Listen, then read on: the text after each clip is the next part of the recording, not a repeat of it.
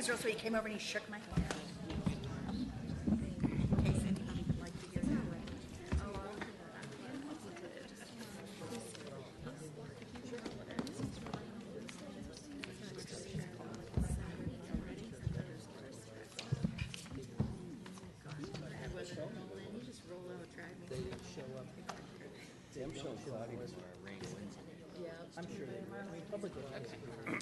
I would like to announce that a quorum is present. The meeting is duly called and a notice of the meeting has been posted in accordance with the Texas Open Meetings Act.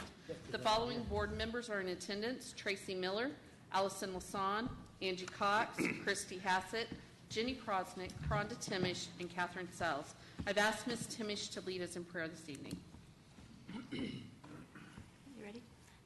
Dear Heavenly Father, Lord, we are just so grateful and humbled for your many blessings in our district. I just thank you so much for the leadership, for the teachers and staff that continue to do an amazing job teaching our students, working with our families, and advocating for the needs across the district. And we just thank you for each and every one. We just pray that you'd be with the families that need help. Just pray for the families that have lost someone over the last couple of weeks. Lord, that you would comfort them. I pray specifically for tonight, Lord, that you would give us wisdom and discernment, that we would know what to say, Lord, that we would be thoughtful and intentional in the decisions that we make so that it would be best for the entire district. And we thank you for the opportunity to discuss it and continue to do great things for the students and families in LISD. And Lord, we lift all this up in your Son's name. Amen. Amen. Thank you. We will now convene into closed session as authorized by Texas Government Code Section 551, specifically 551.071 and 074, the time being 6:02 p.m.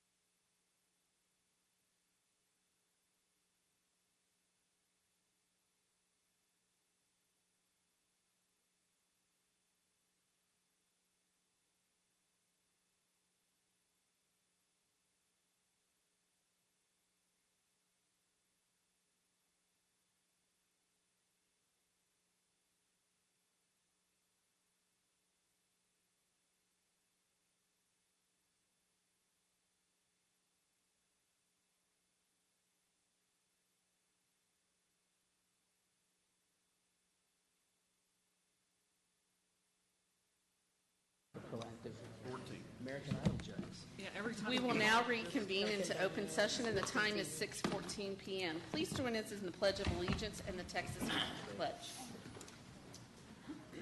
I pledge allegiance to the flag of the United States of America and to the republic for which it stands, one nation, under God, indivisible, with liberty and justice for all. On the Texas flag, I pledge allegiance to thee, Texas, one state under God, one and indivisible. Sorry. It's okay, it's sort of like in bars. I know. Mess up, we all. First up on the agenda is to consider action on items discussed in closed session. Would someone like to make a motion? Ms. Hassett? I move to approve Mrs. Tanya Tillman as Chief Financial Officer as recommended by administration. Do I have a second? Ms. Cox will be the second. All in favor say aye. Aye. Any opposed? Motion carries 7-0.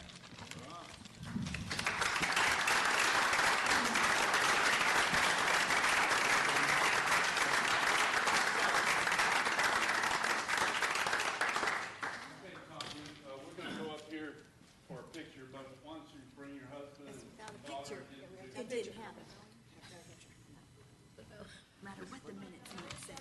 Tillman is an 8th grader volleyball player. About to go to practice right now. I have the title. Welcome.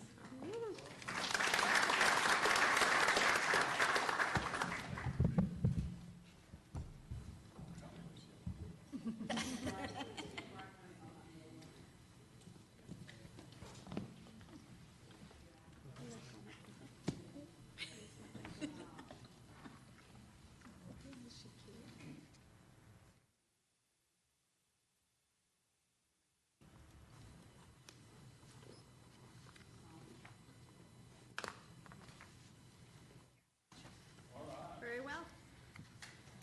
We're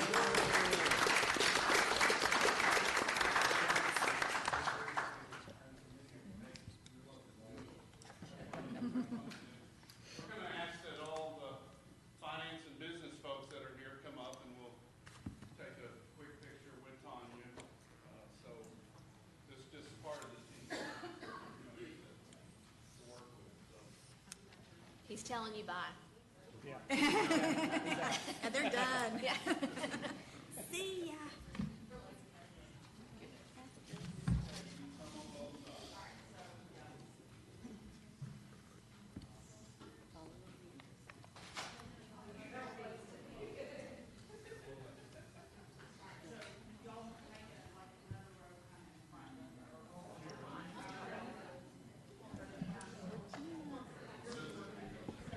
Get back.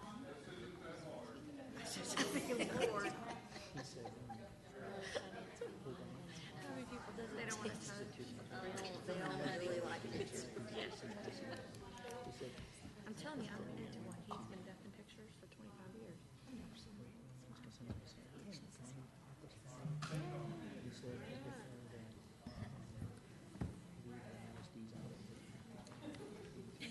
I feel like we should clap for them. They just took a picture. They took a picture.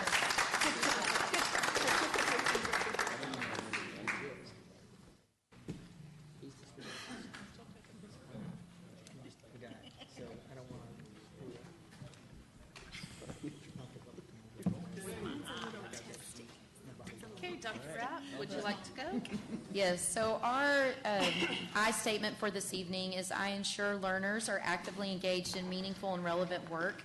We chose this I statement because of various topics that are on the agenda tonight, the technology and learning, the reading academies, and then you will hear about the student assistance counselors and the behavior interventionists. So that's our I statement for this evening. Thank you. Persons desiring to address the Board of Trustees must fill out a speaker's card. No presentation shall exceed 3 minutes. The board cannot deliberate on any subject that is not included on the agenda. I do not have any speaker's cards at this time. So moving on into discussion items. Dr. Rapp? Yes, so I'm going to ask the team to go ahead and come on up regarding our technology and learning segment this evening. We're going to showcase Canvas peer collaboration. And so we've got Ms. Seeley, Ms. McManus, Mr. Hood, Ms. Jacobson to do a demonstration for you that I think you'll really enjoy. We don't have a thing, right? There is no PowerPoint for this night. This is a showcase and experience visually.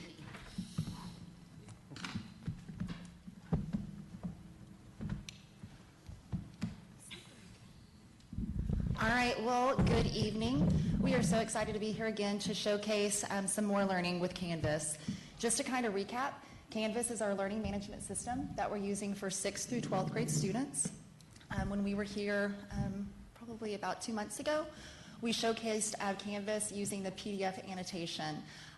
We had our math administrator here and just kind of showed you what that would look like.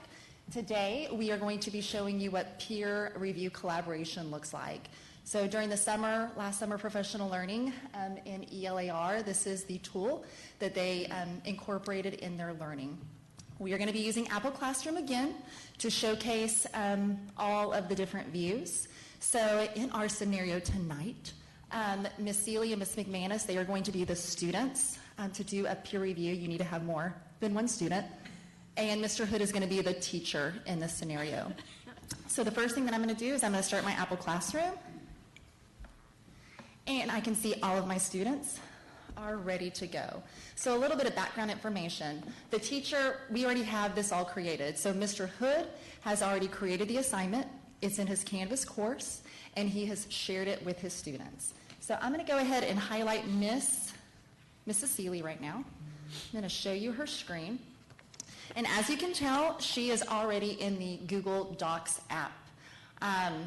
She is going to go up to the top to these 3 little lines, and she is going to click Share and Export right down here. Once she gets to share the export, she is going to need to choose which kind of format she wants. So right here you can see she can either choose a PDF or a Word document. For peer review, we want students to do a PDF, so she's going to click on OK. And it's preparing our PDF. Michelle, and I'm asking the tech guys, can we make that a little bigger? It looks really good on the screens back there. Okay, Sorry. Michelle, could you, what the role, Sean? What role are you? He's the teacher. The teacher. And you're the student right now, you're students right now? And I'm just the narrator. who's I'm doing the work of exporting the document? Karen is, so the Karen, student is the got one it. that is exporting the document. Okay. All right, so we're going to go a little bit slower. I'm going to showcase, so wherever I have my Zoom button, it's going to show you exactly where the student is clicking. So up here we have all these different apps that she can share it with. We want the student Canvas app. So Ms. Seeley is going to click on that. And so right here is going to bring up basically a comment box. Now in our PDF annotation, we showcased what that comment box looks like. So we're not going to do it for this one, but it could be if a student really struggled with the assignment, still has questions, turned it in late for a certain reason. So right now, she's going to choose the leadership right here, peer feedback, and she's going to hit submit. All right, so just envision your mind. Ms. McManus and Ms. Seeley did the exact same thing. So I'm going to toggle now over to the teacher view, and Mr. Hood is going to walk you through his view. All right, so I'll wait for that to get set up. So, I guess I can allow Michelle to see my screen. You have to allow me. So I'm now in the assignment page, what the teacher sees. And so when I scroll down to the bottom and click on this peer reviews, it'll pull up a window, and since I have 2 students, it'll show me who all the students are that are in my course. And then I've set it up to be anonymous. So Ms. Seeley won't know that she has McManus's and vice versa. I can also click how many reviews per user. So I could set, if we had more kids, where 2 or 3 students could be reviewing. So when I click on assign peer reviews, what it has done is randomly assigned them to students and then pushed it out for them to do. I can tell that they have not because it's hard to see, but there's a little exclamation point on my end saying, hey, warning, this hasn't been reviewed yet. So if students are absent or things like that, and a student is waiting, then I can go ahead and reassign their paper to somebody else as well. Awesome. So right up here you can see, and I know it's tiny, but it says student 1 has been assigned to student 2, and student 2 has been assigned to student 1. If there are more students in the classroom, there are more students that will show there. So we're going to toggle now to Mrs. McManus and show her screen. All right, so right now she is in her dashboard. I know it's the dashboard because she has her course right there. Typically students have anywhere from 4 to 7 courses. She's going to click over here and see she has something to do in her to-do list. She's going to click on peer review for peer feedback. And it's going to open up. And so this right here is showing, so the other user submitted it March the 2nd at 6:22 p.m. tonight. For her to actually pull up that doc, she's going to click on view feedback. And so that's going to bring that PDF up into a PDF where she can look at it. So she's going to click on this expansion button. There you go. She's making it a little larger. So just kind of consider right now, this would be the student reading through the essay, really looking at those points that they want to either give positive feedback, some constructive criticism, and so forth. So she is going to go ahead and then minimize it. And she's going to click right over here where it's add a comment. So when we did the PDF annotation, we went ahead and we modeled what the audio would be, and she could do a media comment. The student could do something verbal. They could also attach a file right here, or they can do text. So it really gives our students, our teachers, a variety of options of how they want to provide that feedback to the other students. All right, so once she's finished, she's going to click Save. And once it clicks Save, it automatically goes to the other student. So I'm going to go ahead and I'm going to now move over and show you the teacher, Mr. Hood's screen once again. So once I know that all the students have given their peer reviews, their assessments, their feedback, and I click on Speed Grader, there's a couple important things here. So I can see the students' work on the left, but then over here on the right, down towards the bottom where it says assignment comments, I can see what individual students have commented on that assignment for. So even though they were anonymous to each other, I can tell that Ms. Seeley here gave feedback to Ms. McManus, and I can see what Mrs. Seeley said. And that's really great for a number of reasons. One is if I need to have a quick conversation with Ms. Seeley about how we give proper feedback and how we're kind to each other, even though we know there are issues, I can have that conversation. I can also see, and one of the biggest reasons we want to have students reviewing each other's work is not only to give the writer the feedback, but also as a reviewer, I'm able to see what they really understand about how to develop writing, how pieces work together, and can they also talk about it with someone else?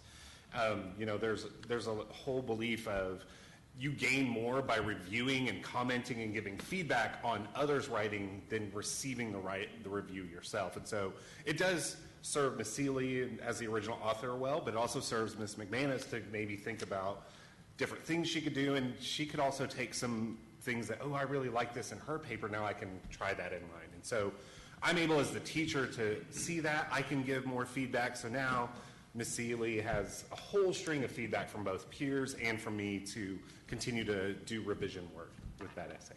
Awesome. So, and in fact, the teacher, if he wanted to, he could go ahead and make a comment right there and then submit it. So now what does that look like as the student? Like all of this has gone on in the background. I'm going to toggle back over to Miss Seeley's screen and kind of show you. All right? So I think she is going to go ahead and click on, are you going to click on grades this time?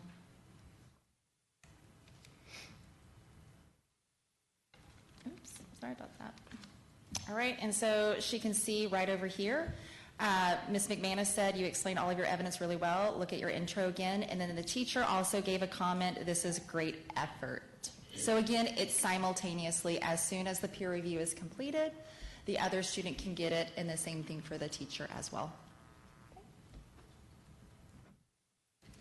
That's all with peer review and collaboration. So that's our demonstration this evening. One of the things that we know is that teachers have a lot of different tools in their toolbox for peer collaboration review, but Canvas definitely opens up another tool in that toolbox. And this summer was just one opportunity to start diving into how can they use this tool differently than maybe features in Google Docs or other things like that.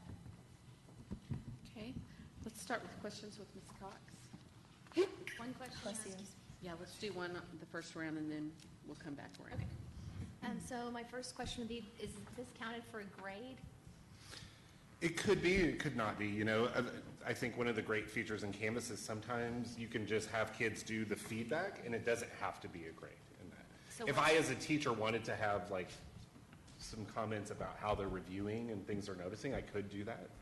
So I'm sorry not to be rude, but what's the point then? I mean, what is it, what are you trying to gain from like the peer review? What is the outcome for the student or the teacher? Well, for the students, it's getting feedback from others, right? Like that piece of writing is Not just the communicating to teacher. other, not just the teacher. For the students, it's also practicing some of those revision, editing skills, and some of that concept, and helping you to view what your peers' work and see what other writers are doing that you might want to try as well. And for tonight, the comments obviously were very general, but a teacher would enter into this process with very directive. I want you to read this paper looking for certain use of a certain text feature, or I want you to read this paper and see if they've convinced you of a certain idea, depending on what the paper was assigned for, right? So you're seeing very general comments, but I think a teacher would be much more directed in what they'd be asking kids to That do. makes sense. I think the other thing with Google, there's not a way for you to have an anonymous review. You can share it, but you're always going to see who's commenting, where this is truly anonymous. So it should give the students a little bit more, it's nice for someone not to know who's reading the writing. Right. Yes. Thank you. Ms. Timish? When the students are given directives on the work, are they also just doing big picture, or are they looking at grammar and spelling and things like that as well? A lot of that will depend on what teachers want. You could do either. What's really, the peer review is really good at looking at bigger picture, kind of organization, those types of things. And then you could find other ways to use the tool of, hey, we want you to identify places of comments for them to look at. They could number the sentences and do things like that. So it could be either way depending on what the teacher's goals are. We're just asking one question. Yeah. Mr. Miller? So we're just asking one question, so I'll make some comments that, one, I think this is a great diagnostic for evaluating, for teachers to have some self-awareness. Sometimes a teacher teaches at the collegiate level as an example in, let's just say, an ELA class, and not all students have the same capabilities or expectations, so having them do a project like this, it would kind of surface some of that, and I'll get to my question on that in a second. Sean, you mentioned the dynamics of the class. I mean, how to exhibit some maybe professionalism in the business world, but some kindness in our world of way we interact. I know that I can be a little bit terse in my communication, written response. Anybody agree with that? And not intentionally, but just, you lose emotion in that, so there's an element to manage. So, and then my question is really around utilization. Like, what is our plan to have teachers use it? Every teacher would use it for one project a semester or something like that, so we can start to build a cadence and a culture around how this would work, and then how we might use it for more accountability in some of the areas that I mentioned as I opened up my comments. So I think one of the things they're working on right now is not a Canvas handbook. Forgive me for calling it that, but do y'all have a better word that I suck? Playbook, thank you. I knew there was a better word than handbook. A Canvas playbook, and one of the things they're developing is really a rubric as part of that playbook for what does it look like when you use this tool well in language arts, and what does it look like when you use it well in math. So we're showing you some of the pieces as we're showing Canvas that we will embed in that playbook so that we get that consistency in. We may not expect you to use every bell and whistle of Canvas, but there are certain bells and whistles that we're expecting everybody to use at some point in their instruction with kids. Yeah, I would just say, this is tied to something Ms. Prosnick said the other day about, we were talking about clubs, but I think that a tool like this, not leaving anybody behind, right, but a tool like this, sometimes you feel, if you're a student like I was, right, so insecure about what you understood, or your inability to read fast, or your inability to articulate at that time. And then you might see some other people commenting or asking the same question. You're like, well, hey, maybe it's just not me. But then that also goes to the greater diagnostic that a teacher can look at this and say, 7 out of 20 had these kind of comments. I'm missing something. So I think it's a great way to go. Thank you. Thank you, Mr. Miller. Ms. Lasan? Well, first of all, I just love your little demos. They're very fun. They're very cool to see what our kids are doing. Good, you're gonna see some more. Oh, good.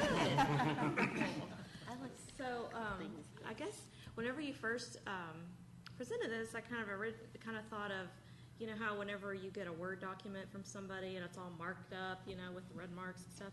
I guess that's kind of originally what I was thinking. So then I was wondering, can they use Apple Pencil or something to mark up the document and be like, oh, you misspelled this word or whatever? You're all nodding your heads, yes, okay. It's a different workflow for the student turning in the work. Well, sure. Okay. The workflow is different for the student when they do the PDF annotation. They're not actually using the annotation in Canvas like we showed last time. They're using the Apple annotation. They start at Google Docs, turn it into a PDF, get their annotation tools. They can use their Apple Pencil. They're in high school or a stylus and do editing and revising like that. Okay. And so they can use that to go back and forth between each other. Okay, that's We cool. just didn't showcase that part tonight.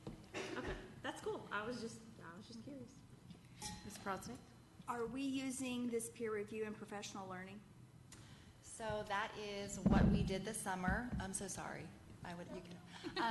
That's what we did this summer with English Language Arts. So this past summer, each content area identified one assignment type that they wanted to do. And so throughout the course of the year, each month we've had a Canvas topic for all of our different campuses, and peer review has been one of those pieces for ELAR teachers and other teachers who want to use it as well. Ms. Hassett? Which grade levels out of the 6 through 12 are currently trying to implement the peer review, even though we don't have the playbook yet? I think we're seeing, it's kind of widespread as teachers are dipping their toes, and so it isn't any one more than another. It's as teachers are finding the right place to use the tool and the right way to use it, they're dipping in. But we've seen 6 through 12 teachers kind of dabble with this tool and see what it's really capable of and use it with students. I'm going to ask a question before we go back to Ms. Cox for additional questions. How much time is taken to teach how to peer review? And is that different per subject, or is that just an overall, one formula for everything? There's time taken. Some of our new TEKs deal with giving effective criticism and taking that criticism, and so there is a piece of that. One thing we see, whether it's in Canvas or not, is teachers do a really good job of helping set kids up for success when they're doing things like peer review. This isn't a new thing just because we have a tool. Teachers have been doing it forever, and so there is definitely a teach piece, a sentence frame piece. So there is some instruction on how to effectively give good feedback. We've been doing peer review when we had to give each other our papers to Number the grade, lines, but and then you had I to love color this it. because I think that in my day missed the teacher aspect, and so there wasn't that overall guidance from the teacher and that putting it all the pieces together. So, okay, thank you. Ms. Cox?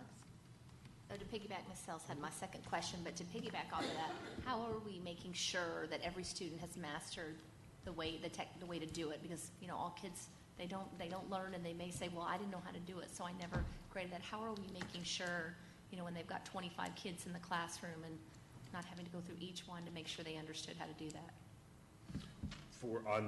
How to set up the peer review, Right, or how to do the peer review, how to work in Canvas. Yeah, I think that's a way for the continued support for teachers as they're coming to it. I think with any new tool, you have to have that learning and that time to take it. And we have teachers who jump in both feet and some who need a little bit more reassurance. But we have we have learning facilitators that support that work. We have ITFs that support that work as well.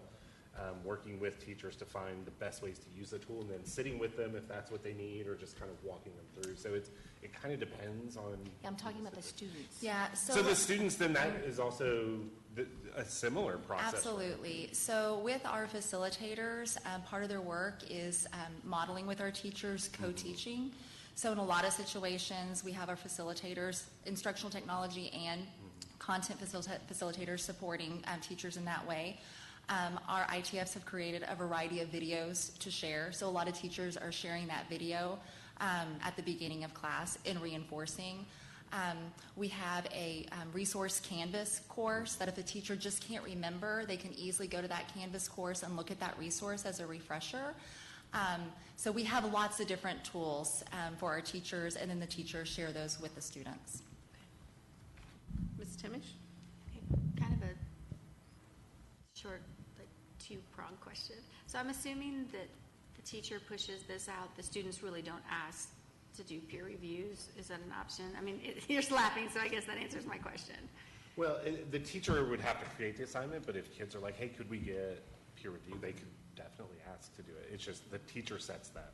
Okay, so my biggest question wasn't, because I think that this is an incredibly helpful tool, and I would love but I don't know if it would work, but I would love the opportunity for kids to do peer reviews for LEF scholarships, where, there's just, because my kids didn't ever want me to read it, but, just having an opportunity to have, if we had during some of those, I don't know how it would be broken out because each campus is different, but just their scholarships could be reviewed because, I think sometimes they write them so quickly, but if they just had somebody review them, I think we've got some amazing stories, but they just needed somebody to kind of redirect, and I think this would be an incredible opportunity moving forward with that partnership. But again, that's kids maybe kind of asking for it, and again, I've had 4 kids, so I get that part. Mr. Miller? Yeah, I would just reiterate what Rhonda said. I think that sometimes what get lost in those scholarships is you look at it technically speaking and how it's written, and you see word misused. I just think about myself in writing them, and the story is what we're looking for. The story is what LEF and in many other types of recognition or awards we're looking for, and sometimes technical things get in the way, and so somebody can help with those technical things so the story shines is a great, and I would say LEF, other scholarships, but even in the class, like what you're doing, right? A student will get a better grade because someone was able to illuminate some of the opportunities to elevate the content in a different way. I think that's great, so thank you. And is that mouse, how's that work? Is that like a pointer? Or It's like an accessibility tool. So if I were to click it open, I can do a screenshot. Okay, that's where that's coming from? All that good Okay. stuff. It's- We can do that another session. Ms. Hassan? Well, I didn't really have a question, but I will say my 4th grader showed me how to pull that thing up the other day. He loves that tool. I had no idea it was there. It's awesome. Ms. Prosty? I want a clarification on something first, and then I have a question. And that is that, so I go in and I peer review, and I write my comments. Does the person I've reviewed see those immediately? Okay, so let's pretend, so if my comments are inappropriate and unkind or not constructive, it seems like there can be a gap between that happening and the teacher seeing that. Is there a way to hide those comments until they have been seen by the teacher? There's a way to mute an assignment, however, I don't think it Can the needs teacher the set it up comment. that way is my I don't think question. it needs the comments either. I think that is a good comment. Sean, I don't know if you want to say anything else, but I think it's unfortunately the same thing if they were doing a peer review on a paper. A student could write something inappropriate, and when they switch back, the teacher may not see that. I will say that I feel like using Canvas through that tool and students knowing that the teacher can see it at any time probably deters that kind of stuff quite a bit. And sometimes it can just be, I have been known to be blunt, it can just be sometimes someone not necessarily phrasing something in a more gentle manner. But I was just curious if there was a way to set it up so that there was that buffer. Not at this time. I don't Not this think time. I'll say one other thing is we did it anonymously and totally randomly. Sure. There is a way for teachers to also assign specific ones. So if you know that, hey, I have a writer who needs some really good, kind feedback, and I know Miss Seeley is super kind and sweet. She's going to be very kind with that writer, but also give what they need. So there are other ways that you can use the tool to kind of help diminish some of that. But yeah, I think that is something to continue looking into. Yeah. And it's probably more applicable to some of our middle school students than our high school students.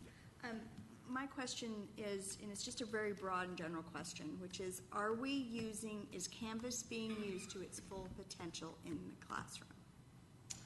Well, I think right now with year 2 of implementation, we're still striving for that. With year 3, that is our goal of having full implementation. Our playbook and our professional learning this summer will help us make those strides. But right now, we're really reinforcing and providing support to the learning that teachers just learned this summer. Canvas is a very robust tool with lots of pieces, and so we want to make sure that our teachers feel really comfortable with really incorporating it the right way instead of just doing everything that they can. Okay. Ms. Hassett? I have a question, really, year 4-ish. Pretend we're down the road and we have the playbook, which I would actually love to see a copy of the playbook. Sure. Once it's finished. If a campus is not using the tools in Canvas that you think would improve student learning, not because it's a whiz-bang tool and we should push technology, but if there's tools in there that the campus isn't using, how would you address that with the campus to make sure that they're using the tools that could help our students? So I think one of the really good things that we've talked to our administrators about is during their lead conversations to have the teachers pull up Canvas and kind of walk through that. Through LEAD, teachers do submit artifacts. So again, we want to make sure it's a growth opportunity. There's not a report that you can run that says, Ms. Hassett has all of these different things, but it needs to be an open conversation with the teacher. At the same time, the ITFs also have a good pulse in regards to what's going on. And same thing with the content facilitators as well on the strengths of each campus. And they really work with the principals to identify those areas that they need to develop goals for the next school year or for the next semester. My next question is, are there specific subjects where this works well? To me, it would be the ELA, but can you give me examples of how that might be used in other subjects? I'm just thinking with our electives in a theater arts class where they're writing plays or doing narratives, that could be something that could be incorporated in. I think like science lab write-ups where they're really, are they making their claim? Are they basing their claim on really strong evidence? I think that would be a good use as well. And these peer reviews right now are being used in which of those subjects? So right now they can be used in any subject, and the tools are there for teachers to use it. We've really identified peer review and ELAR. That was the one content area this past summer that wanted to incorporate that in their learning. Okay, thank you. Any more questions? Ms. Cox, Ms. Timish, Mr. Miller? Thank you all so much. It is always so fun when y'all come, although we didn't get goggles this time. That was on purpose. I know. We kind of get straight, but that's always fun. Thank you. Thank you all so much.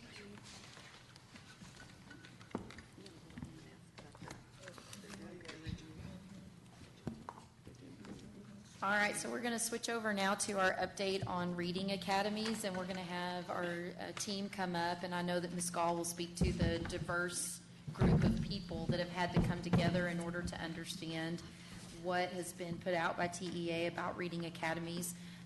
We felt like now was a good time for an update. We think that we've wrapped our heads around all the information that's come out in various phases from the agency regarding this, and we think putting this together at this time will be good, but we'll definitely take any questions you have, obviously, and if we don't know the answers, we'll research those and get back to you. So I'm going to turn it over to Ms. Gall for the update. All right, good evening. Good to see all of you. Just so you know, we represent a small group that has been working on this project.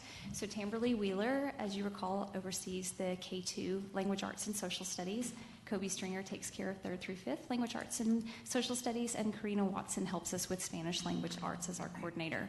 But we've had a lot of assistance and a lot of input as we've dug into this from special education and dyslexia assessment department. It's been a group effort, and we assume it will still continue to be a group effort to make sure we accomplish this initiative. And you have a PowerPoint in your folders for this. Yes, same handout. So as you know, House Bill 3 has had a large impact on our year, and one of those areas of focus is on the second bullet that states that we are to make sure that not later than in this slide, 21-22 school year, each kindergarten, first and second and third grade teacher and principal will attend a literacy achievement academy. That is an academy that is currently being developed by TEA and will be available in both an online module and a face-to-face module. To give you a general overview of what we are finding out, do note, though, that some things are changing as TEA is writing this academy and working with the region service centers. But as I stated before, kinder, first, second, and third grade teachers, as well as principals, will be required to complete the academy. This includes bilingual, ESL, special education, and dyslexia teachers. And they do intend to give just a slightly different pathway depending on what your role is in the district. So there is some level of customization. For our district, that right now equates to approximately 1,100 employees. And TEA is giving us some different information than what the statute said, that we will have the ability to start in 2022 for teachers as long as they've completed by the spring of 23. And we're going based on that with the large number of teachers that we have to serve. It totals 80 hours of online or face-to-face training. 56 of those hours we are anticipating will be outside of contract time when you consider things such as trade days that we already have built in. It must be completed within a calendar year. That calendar year by TA's standards is August through June. So once you start, you have that amount of time to complete it. And then it does include a collection of artifacts that teachers would submit to reflect upon their learning. And if you fail, a teacher is required to repeat this course. Okay. There is also in statute that the new Science of Teaching Reading exam will become a part of the State Board of Education certification process for any new teachers, PK through 6, beginning in January of 21. So teachers graduating will have a new exam that they'll be required to take. And notice on the calendar year, they left out the month of July, so they really give us 11 months in the calendar year. So Mr. Stringer is going to share a little bit more information with you to break some of this information down. So from the state, there are 2 training models. One of those is blended and the other is comprehensive. And blended is what the state's calling a scaffolded online program. And with the scaffolded online, teachers are going to be required to complete online sessions and also show artifacts and exhibits of their learning to demonstrate proficiency. The comprehensive model is a face-to-face model, which the state's calling in person. And it's similar training supports. They're going to complete artifacts to show their learning and obviously sit through a session with a trainer. Again, in both of these training models, it's 80 hours of professional learning for teachers. In the comprehensive model, that's the face-to-face, there's an additional 2 times of coaching per semester for each person who's a participant in the session. But with both models, the state says that the teachers are going to be required to complete the same artifacts, that they'll cover the same content, and that the academies overall will be housed in the same LMS. So Canvas is actually the management system that'll be used for the academy artifact submission and online part. So there are some costs associated with the academies.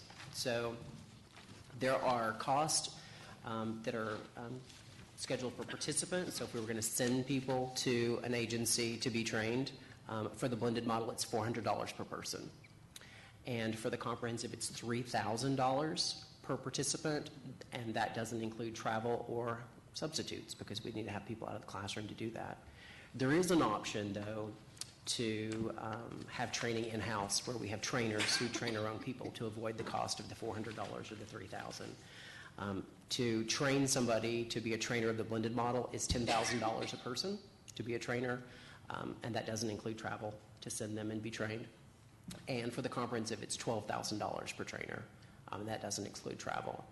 Another local impact cost that we foresee is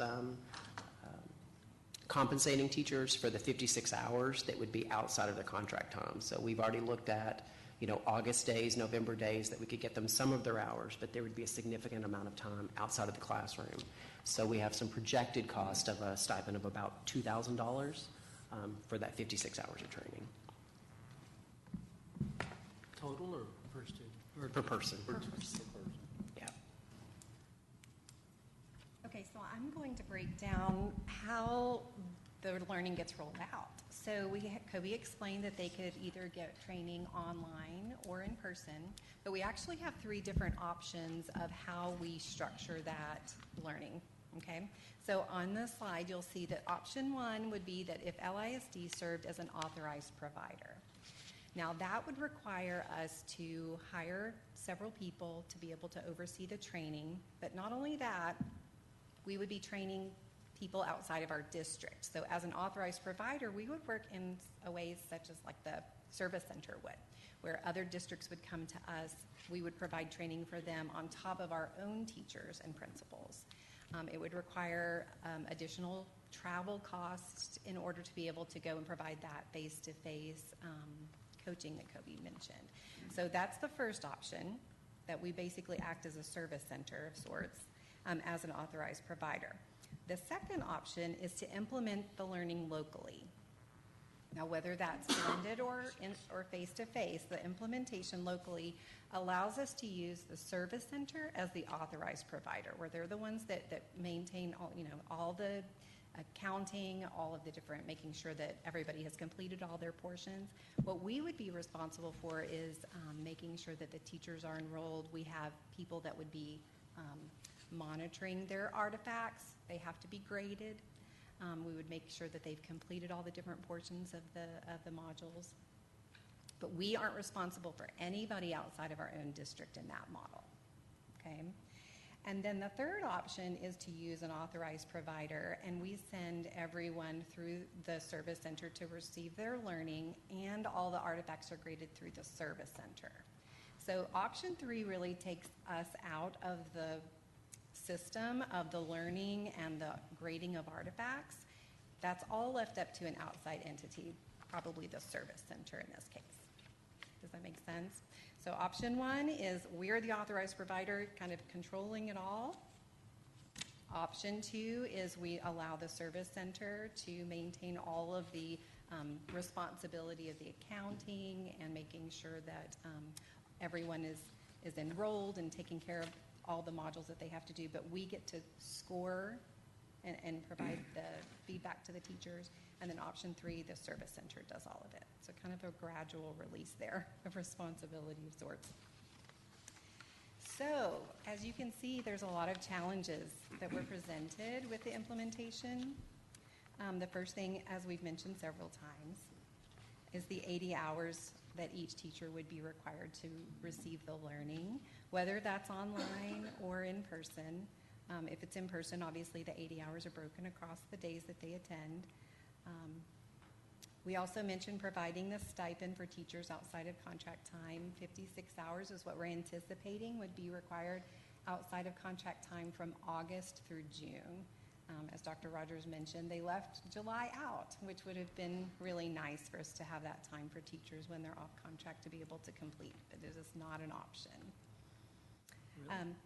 Providing training for all K through 3 teachers, and that includes, as Ms. Gall said, all of our special ed teachers, communications teachers, bilingual teachers, ESL teachers. The components of the training modules haven't yet been released, so we don't actually know what's included in all of the modules. They've given us kind of a breakdown of what potentially could be included in those modules, but we have yet to see the scope and sequence with that. There is some question as to the alignment of our instruction and the assessments that we have in place. We know that one of the modules that they're going to be discussing is regarding the assessments that we have to do for grades K through 2. And we do know they have intention of being specific about explaining how to use one of the assessments that they're really pushing and wanting us to use. But we don't know for sure if those are ones that we're going to choose to use. So there's a little bit of question there as to whether or not that's going to be something that aligns with our instruction. Obtaining substitutes. So if we do the face-to-face modules, that's 10 days outside of class for each teacher, and we would have to find substitutes for those. Like we mentioned, the 11-month cycle, and then hiring of specialists. So one of the options, that middle option, remember we talked about potentially hiring some folks to help us out. It would require us to hire some folks to grade the artifacts, support the learning, and making sure that the teachers are successful in completing all of the learning. Okay, so we're here just to share our recommendation. We're trying to recommend a phase 1 opportunity because, as you can see, it's a multifaceted and complex situation when you try to decide how to get all of the teachers the right training in a short time frame. So our phase 1 recommendation would be that we utilize the service centers for that option 2 middle for the upcoming school year. And we take representatives from all the campuses, if possible, administration, some campus leaders, special education teachers, and we go and experience this ourselves through the blended model as they roll out the academies in Canvas. We would also like to have at least 2 people go through the comprehensive model and make sure that we know what that experience would feel like and what's involved and what's included. In doing so, we wanted to share with you some estimated cost for just the year 1 of our implementation phase. If we were to send approximately 67 people to blended and 2 people to the comprehensive, this would provide us an opportunity to have internally a highly qualified set of teachers who can come and give us feedback on the experience and help us to make a better decision moving forward for the 1,000 other teachers who will still need to be trained. In doing so, we feel like we will have costs related to specialist training fees, sort of those cohort leaders that could potentially become the leaders of our district to help us to grade artifacts and take over and assume some of those roles while we do this. The salaries, the benefits and mileage for those, and then the participant costs that would go to the service centers in order for us to complete it, as well as considering stipends for those teachers who would be coming out of the classroom to do this. They would likely be the ones who participate online versus face-to-face so that we don't interrupt any classroom instruction time or substitute needs. If we were to choose this and go forward with a phase 1, we approximate that it would cost us $390,350. We want you, though, to take a look at some long-term considerations based on our phase 1.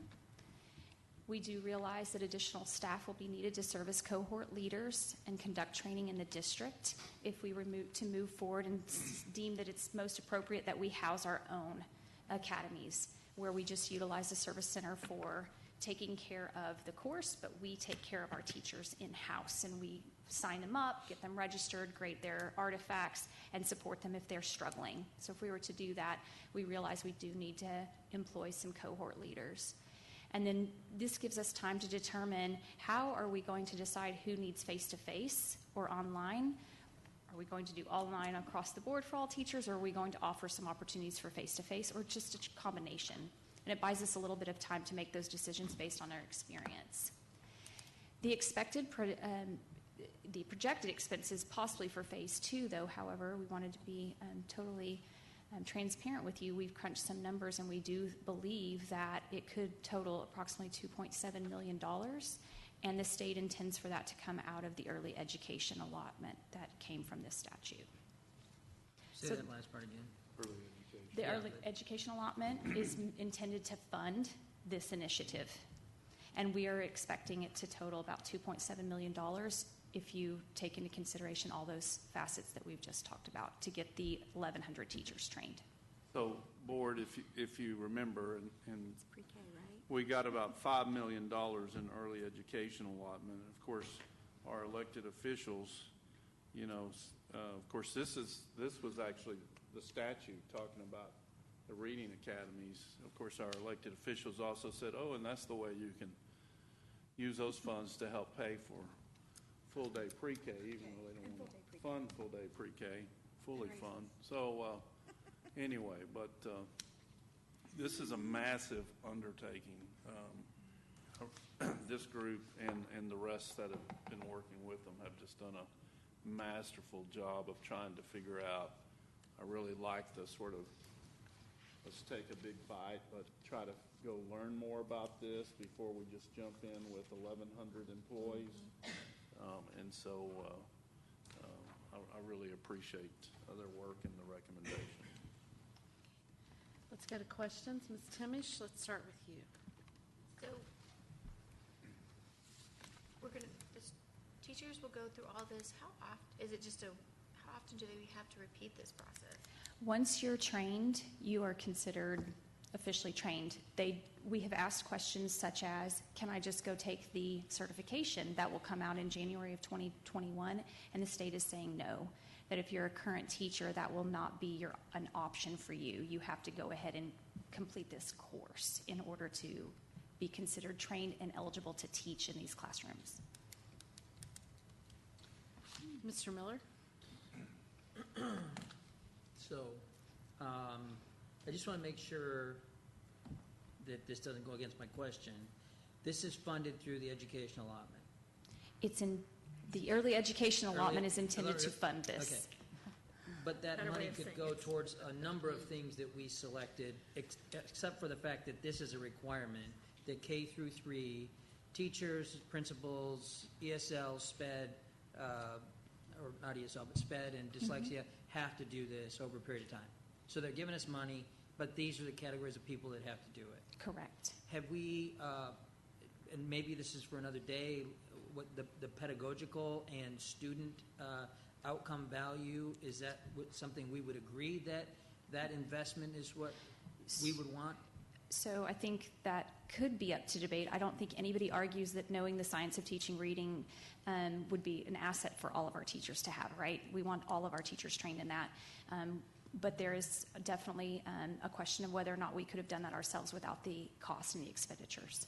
And we haven't seen the modules yet, so really we don't know how the pedagogy of the modules will line up completely. And as they said, if a module aligns with an assessment that the state says you should give when we've chosen a different assessment, how will that be beneficial time for our teachers? We don't know. It's not considered an option, but I would like to say that Ms. Wheeler did nominate herself to be on a review committee for the spring to give feedback for the modules, and she was selected. Yay. So from a phonics perspective, I mean, if we're, Asian languages, that type of thing, the concepts here with ESL and the use of phonics is what we're looking at. Structure, sound, et cetera. It's just like hooked on phonics, kind of. I hope not methodology. hooked on phonics. Well, However, I mean, just metaphorically, it's a construct that, regardless of language, these teachers Correct. that have this supplemental certification would be able to work at a higher level of effectiveness in a classroom. Is that? they have great potential to have a lot of research-based strategies that they use for these modules, and hopefully if they use them, they will serve us well. Okay. And then, Lori and Buddy, this is different than the high school teachers that have to get their ESL? Mr. Miller, can we go on to one question? Okay. Okay, and then we'll come back to you. Sorry. Ms. Lasan? So many comments, so many questions. Well, I guess I'll go with this. So I'm not claiming to be the best mathematician here, but so, based on, your costs here that you had said for the phase 1, the smaller group going through, that's roughly $5,600 a person, right? And so you're saying that in the future, so if you pull that out to 1,100 students, that's over $6 million if it's the same. We have a kind of a breakdown of what the costs are estimated to be based on different factors. It's not necessarily a per teacher estimate because some of it is employing folks, and then the stipends add up very quickly as well. Yeah, which, and yeah, I mean, I'm sure this all does. And I guess my thought is, as you're telling us all this, in theory, you know, we're just gonna have this really big cost here on the front, right? Because once they go through it, they're through it. And, you know, assuming any new teachers that we get will already have this. So it doesn't make a whole lot of sense to have, you know, the option one that you were explaining, really. I mean, that's kind of my thought. We would agree Is with that that. kind of like where y'all, or, okay. And Ms. Lasan, once we have our own trainers, then we won't have to pay the $400 per teacher that. So that's why it's less. And That's I right. figured there was some of that in there, but I guess just, yeah. Yes. And anytime a teacher would move from a grade level that's outside of this grade level down to one of these grade levels, they would have to take it as well. So we would still have to have something in place for continuing that. It just won't be at the volume in which it is at the beginning. I mean, and that happens a good bit, so that would provide a lot of. It'll probably start happening a lot less. Yes, that's what, yes. I'll take the. Ms. Krosnick? So, actually, I had a question about option one. Because could that be a revenue stream for the district? It depends on how much it costs you to employ those people and how much you're generating from the districts surrounding that were Right. to And come so to you. But you could end up spending more possibly because you do have to be able to be present in their district, offer trainings in their district.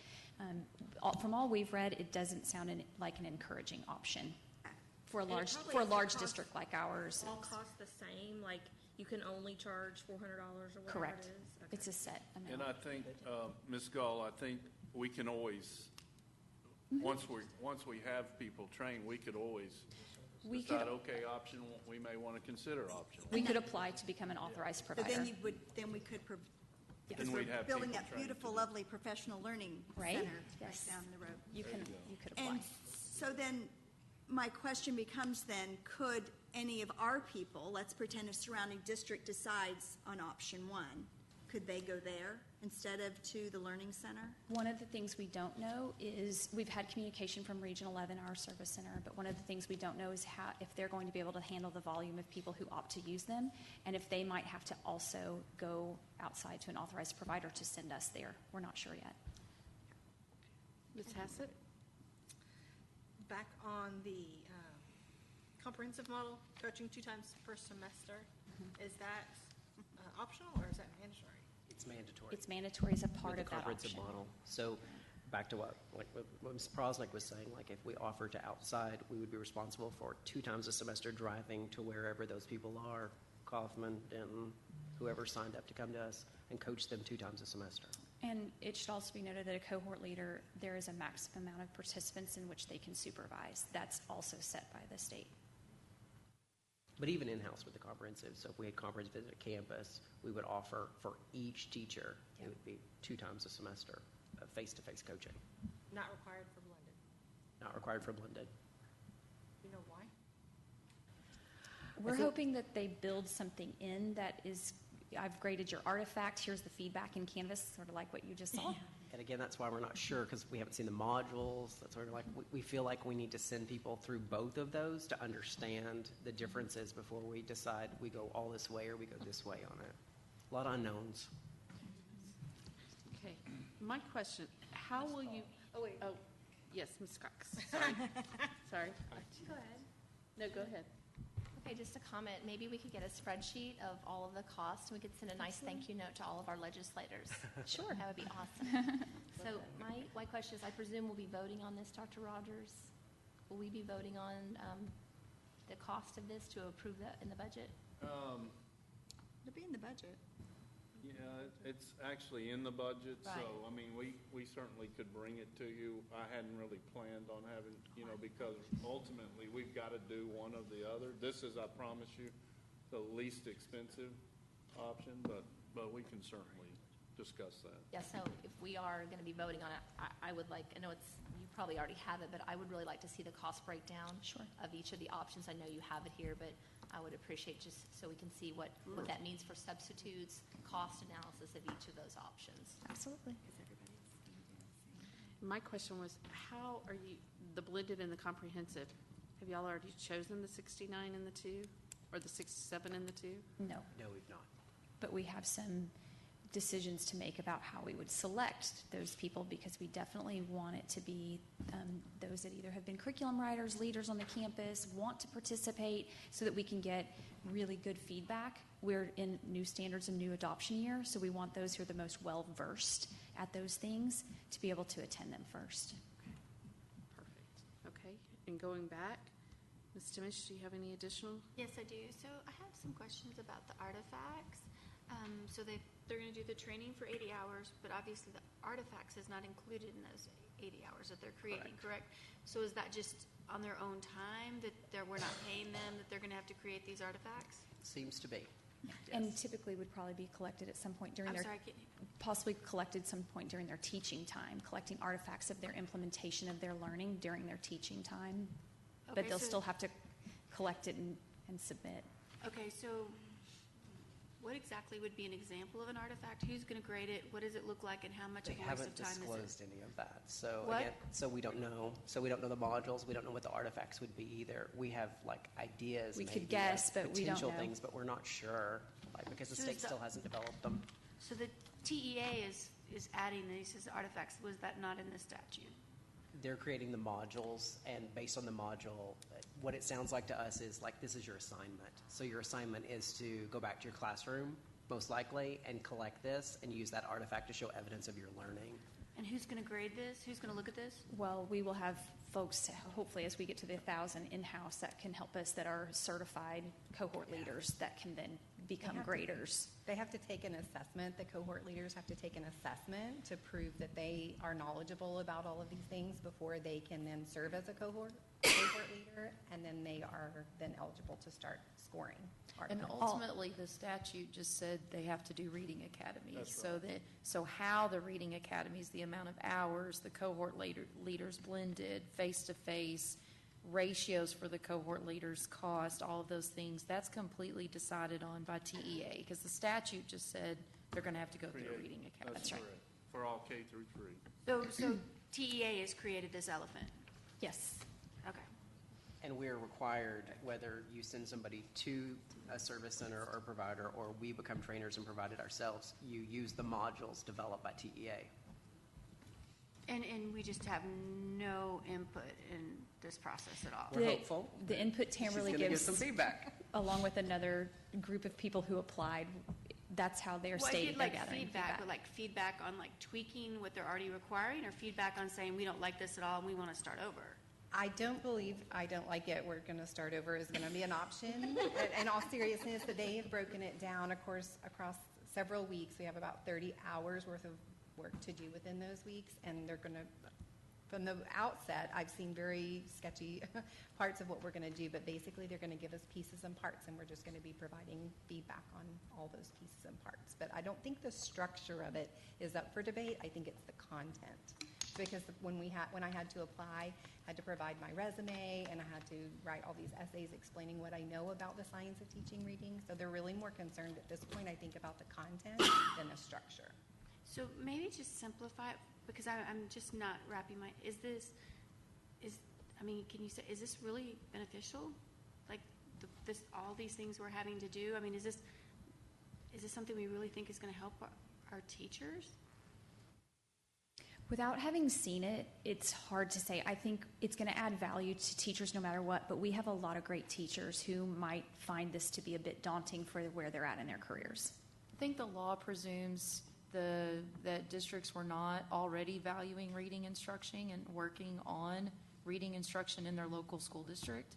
I think the science of reading exam and impacting prep providers for teacher prep programs definitely was needed. However, taking the exam and passing it does not keep you from having to do a reading academy when you graduate with that either. So I think that there were other ways that they could have helped support districts. They've shown that in previous years in math, when they generated math resources without requiring that all these people go through 80 hours of training. So this is a very different We've had reading approach. academies for a long time, or options for reading academies provided by the state and the region service centers, not to this extent, but they were also not required. So they just blanket munkety the whole state of Texas? Yes. Regardless of where everybody's at? Correct, yeah. All right, thanks. And I'm sorry, Ms. Sells, I know went over my questions. Oh, that's okay. Good points made. I'm Mr. going Miller? to spin mine into some comments here. Ms. Cox made a really good point about how to, coming back with options, and I assume within those options we'll see the economics of it, and also the kind of,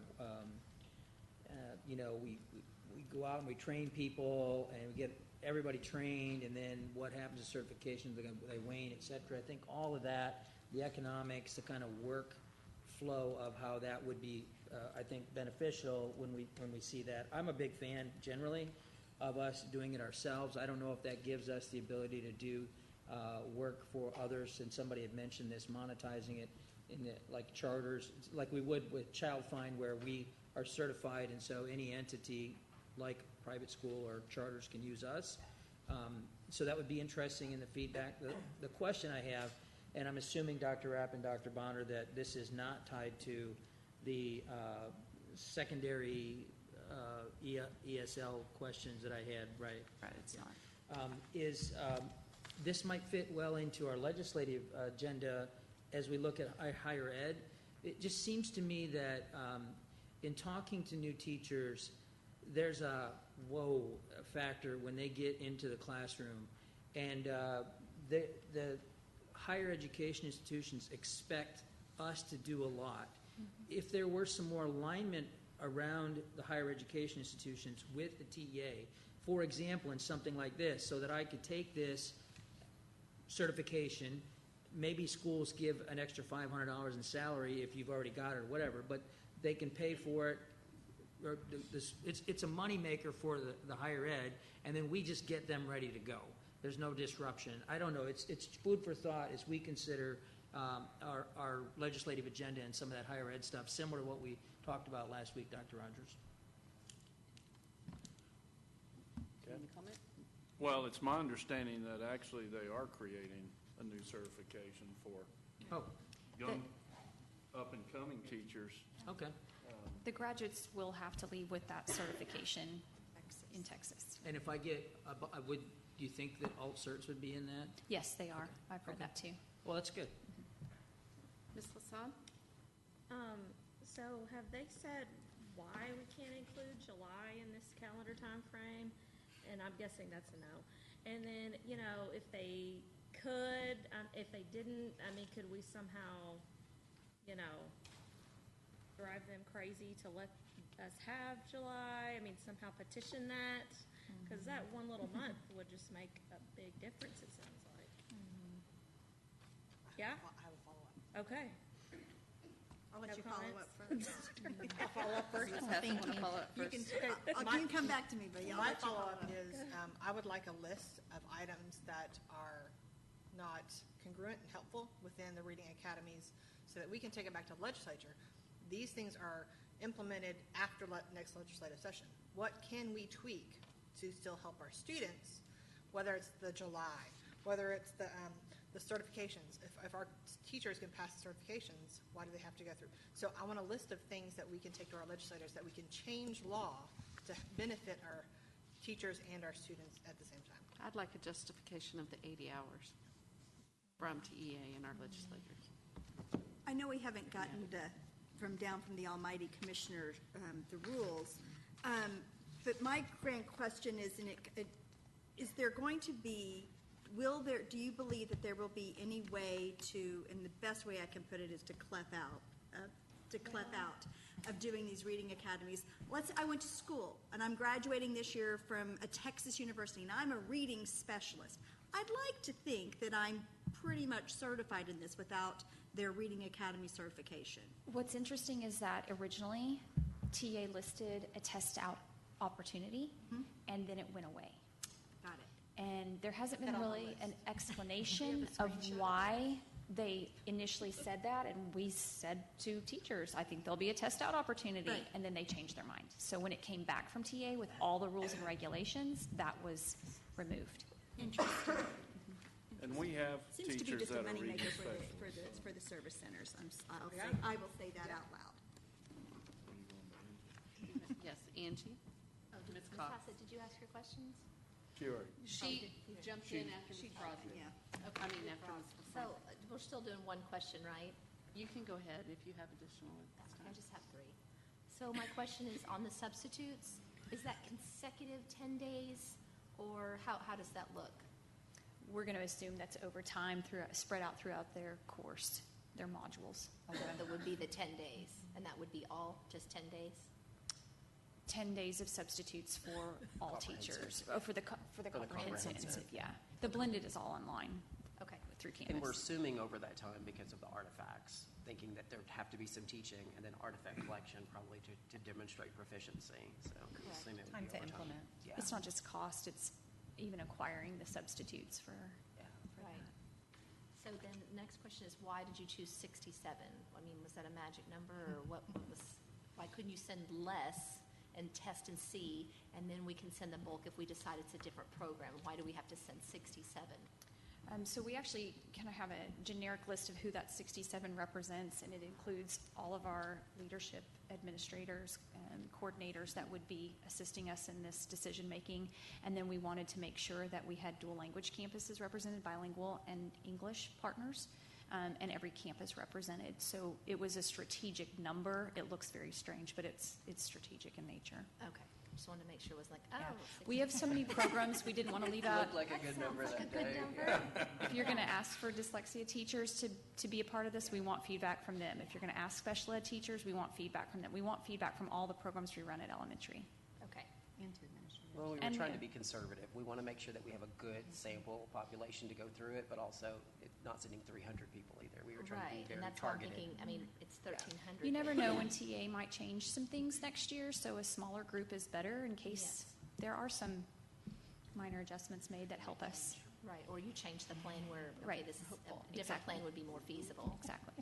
So the number you quoted on the 2.7 million, that's based on what plan that you gave for the total? And does that include everyone? They're all pretty, 1,100? it strangely works out pretty close to the same, even if you did a hybrid of some comprehensive and some blended, because of the costs associated with the comprehensive and the costs associated with the blended. It almost all equals out to be around after this year, like 1.2 million each year, whether you did everyone as blended or partial blended and a few campuses that you wanted to identify as comprehensive only, or a few populations of teachers, like only new teachers, or we kind of played around with numbers. It's hard to say, but it almost equals out to be the same amount, no matter Regardless which of the version. plan. Mhm. And that's for all 1,100? Yes. Okay. For local implementation. Local where we would- implementation. We would, where we The- would, okay, where we option would, two. we would become trainers and then train our own people. Okay, so And that's only. option 2 only. Yeah. Okay. My last question is more of a comment, Dr. Rogers. So I'm going to be honest, I'm really concerned about, you made the comment about our teachers, the impact this is going to make on them. I think it's going to be very negative for them. I'd be very offended if I was a 10-year teacher and you're asking me to go do this. And I'm not saying it's on us, but how do we embrace that for them? Because, and then they not, quit and leave the district or get out of teaching because of the frustration. Yeah, it is definitely a major add-on to their plate. And I know we talked a little bit about their plates last week for K through 3. But I know these folks have already been having those discussions with teachers. I mean, which is why there are some districts that are not planning to pay the teachers for their outside time. And so at least we've built in models to try to show some appreciation for all the outside time, which is why I wish they would add the month of July, because that gives the teacher, during some downtime, a little more time to get it done, so. Sadly, TE probably thinks they're saving them from their time off, but it actually works in the opposite I manner. think it actually puts more pressure on the teachers. So we've got to continue to tell the story and try to pick the best options we can after we go through this first year to try to help any way we can. But there's also a lot of other things we're mandated for teachers to go through training about. So, I mean, and with a new adoption, and, I mean, it's tough. If they did add the July, we would see that number of, that days 10, those 10 days of substitutes per teacher lower? Potentially, depending on how they roll out the modules and how many participated in that comprehensive approach. Does anybody have any? I did. Ms. Timish? I really liked Ms. Hassett's comment. I think that that's important, and I would like to include when we add how many days out of the classroom that we're now pulling our teachers, I would like a total number of that, because I think that that's really significant. We've heard over and over from our legislators how important we're wanting to make sure our teachers are in the classrooms, and this, to me, is the exact opposite, and I think that that needs to be addressed as a priority when we start communicating that. Yeah, and including July, I mean, I agree, this just, I, again, cannot wrap my head around this. And now I want to, the blended model doesn't do that, which is why we are leaning more on the blended model versus the comprehensive. It doesn't take teachers out of the class. It just means they've got to do it on their own time, which we want to then compensate them for. So, yeah. But I think you can include both of those. Comprehensive, I mean, to take 1,100 teachers out of the class, we don't have the subs to cover it. Well, but I still think we could be given that number. These are the rock and the hard place we had, taking 1,000 teachers out of the classroom for 10 days, or we had this. I mean, I think that those are an important part of the conversations when we're trying to discuss this with TEA. And the cost of the subs, too. Yep. Mr. Miller? Nope, I'm done. Anybody else on this side? Ms. Hassett? I'd like a second list of options or items, please. I'd like a list of all the teacher training that we're required by state to have, including this one, just so we know what we're expected. And then I'd also like to find out, what do we want district-wise? What are we wanting our teachers to take? Because they need to know that their state training is impacting things that we think are personally are responsible for our students and our staff to learn within our district and our communities. So I would like to have those so we can have an idea.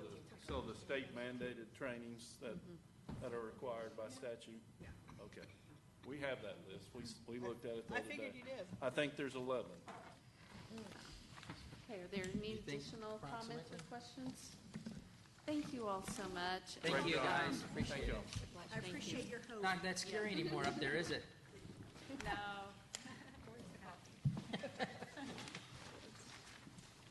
Okay, Dr. Rapp. Okay, I'm going to ask Ms. Crow and Ms. Act Clark to three. come on up. And they have two different presentations for you, but they're closely linked. So we're going to start with Ms. Crow with the role of the student assistance counselors and social workers, and take questions on that, and then we'll move over to Ms. Clark with the behavior interventionist. Good evening. We are excited to visit with you again about the fabulous roles of the student assistance counselors, social workers, and behavior intervention specialists. So a little bit of an overview of what the scope of work is for these two roles. We know that they have really provided a great opportunity to expand some of our on-campus counseling services. We know that sometimes our families struggle to access services. Sometimes it's because of a financial barrier, and sometimes often it's a barrier of time for a family that might have parents that work multiple jobs to provide. So this has really allowed some of our students to get some mental health support, especially in crisis. It also has allowed us to kind of prioritize some of the needs that our students have in the way of mental health and behavioral health, be more responsive, as I mentioned, to our outcries, which we certainly have a number of, and then also just collaborate as a part of the comprehensive team on campus for any safety concerns that might pop up as well. Currently, under the umbrella of student assistance counselors and the prevention and intervention services that we provide, we have one coordinator. We have 8 student assistance counselors. 5 of those positions are dedicated to the comprehensive 5 high schools. 3 of those positions are dedicated one each to the feeders that you can see the breakdown for there, which puts them each having about 18 or 19 campuses. And then our social workers, we have 2 at elementary and 1 at secondary. We know more than ever that in addition to looking at behavior, which is the what the student may be exhibiting, maybe they are withdrawn, maybe their grades are starting to fall, maybe they're struggling to get to school, maybe they're having outbursts. We have to look behind that into the why. So these positions have certainly allowed for there to be a focus on the why so that we can figure out where the gaps are in skills, such as coping skills, et cetera. And once those kids receive some intervention in that, they have a much better probability of being successful in the classroom. So some statistics on Denton County. We know that we aren't funded as well as we would like. I will say, though, that despite low funding, Texas still tries to spend a little bit more than it gets in the way of mental health. We do know that we have 1 in 5 citizens in Denton County impacted, and certainly that may be in the form of our students that come to school, but also at times can be in the form of our parents that support them. Denton County currently has our county jail, unfortunately, is our largest inpatient facility, and we know also that in the state of Texas, over 60% don't receive the treatment that they need. So a little bit of data for you. You'll note at the top that the total visits for just fall of 2019 are currently at 7,907, and that is in comparison to the total number of students seen in the fall of last year. So we are approaching double. The top 5 reasons why the student may make contact with a student assistance counselor, of course, number 1 is coping skills. We also have quite a bit of referrals for anxiety, family dynamics, stress, and trauma. So here's some data with breakdown to feeders and campuses. You'll notice our K-8 student assistance counselors have for the Colony in Hebron 1,792, Flower Mound and Marcus 942, and then LHS 1868, and that is comprehensively for grades K-8 for all of those feeders. On the right-hand side, you'll notice our high schools. So there's a breakdown there of each of the visits from the 5 high schools comprehensively. So Flower Mound at 544, Marcus at 650, LHS at 704, the Colony at 1125, and Hebron at 282. So we'll switch now to some social worker data. To date, they have had around 2,800 referrals, and we'll make note that that is double the referrals that they had in the fall of last year when we just started the role. The 4 top contact reasons that the social worker is getting referrals. There's a lot of basic needs, assistance. The social workers do a whole lot in the way of making parent contact, where sometimes the campus counselors or student assistance counselors don't have necessarily that option to almost case manage a situation to help get a family back on track. They do a lot of agency networking in the community to connect our families to these social services, and then they provide a lot of food assistance as well. We'll note that our students that are served under our McKinney-Vento Act, last year, for the entire year, we had just over 1,100, and currently to this year, we are a little over 1,000. So our student assistants, our social workers, do a whole lot in the way of trying to assist our families that are displaced, and so there's a great deal of those numbers there reflected to making sure our families get connected to adequate and stable housing, food insecurities, et cetera. So here's the breakdown according to feeders. The Hebron elementary feeders are about at 1,200. The Colony, Marcus, Flower Mound, LHS, close to 3,000. And then all the middle school and high schools comprehensively are at 3,478. Those are the number of referrals? Yes, it is. The number of visits and reasons, so that's contact with families. Could we get later, could we get the total number to compare that? Absolutely. Want it broken down even more? I don't. Some others may, but I'm just thinking, what is 3,478 against a population of 50,000? You start running numbers saying that's good. None of it's good. So just to be clear, any student has to be referred. It's a tough situation. There's legitimate reasons for it, but I think just seeing that algebraic equation of how that comes together statistically would be helpful for me. Thanks. So considerations for implementation, we certainly do a lot of campus collaboration. This set of resources has done a really great job of integrating into our existing resources. So there's a lot of collaboration between the campus counselors, social workers, student assistance counselors, and then where applicable, CIS as well. We have kids that go to treatment and come back, and so one of the things the student assistance counselors do is they meet with all of those kiddos that are coming back from treatment to make sure that those high-risk needs are met. We certainly are doing a lot of prevention programming because we know that we want to make sure we're getting on top of things and not just being reactive. We continue to advance our community partnerships to make sure that when a family is in need, that we've built relationships that allow us to pick up the phone and say, we have these needs and we'd like to work with you. I mentioned the McKinney-Vento support, of course, for our students who are experiencing insecure housing or displacement. We've continued to increase training on our trauma model, and that is trust-based relational intervention. So we've been out to many campuses and will continue to do so to make sure that staff and students are trained, staff and administrators are trained in the way of trauma. We also have several parent and family collaboratives, which I'll speak to in just a moment. And then, as I mentioned, with our social workers, they've really taken on quite a case management model to make sure that that whole family is wrapped up so that not only is the student able to better experience success, but the family as well. So these are some initiatives that really all of these have even happened in the fall. The Living Well Expo, Hebron High School pioneered this because they were doing a little bit of a focus on some prevention pieces in the fall, and it was a phenomenal turnout. So they offered it to all the students during block lunch, and they had several community members come in.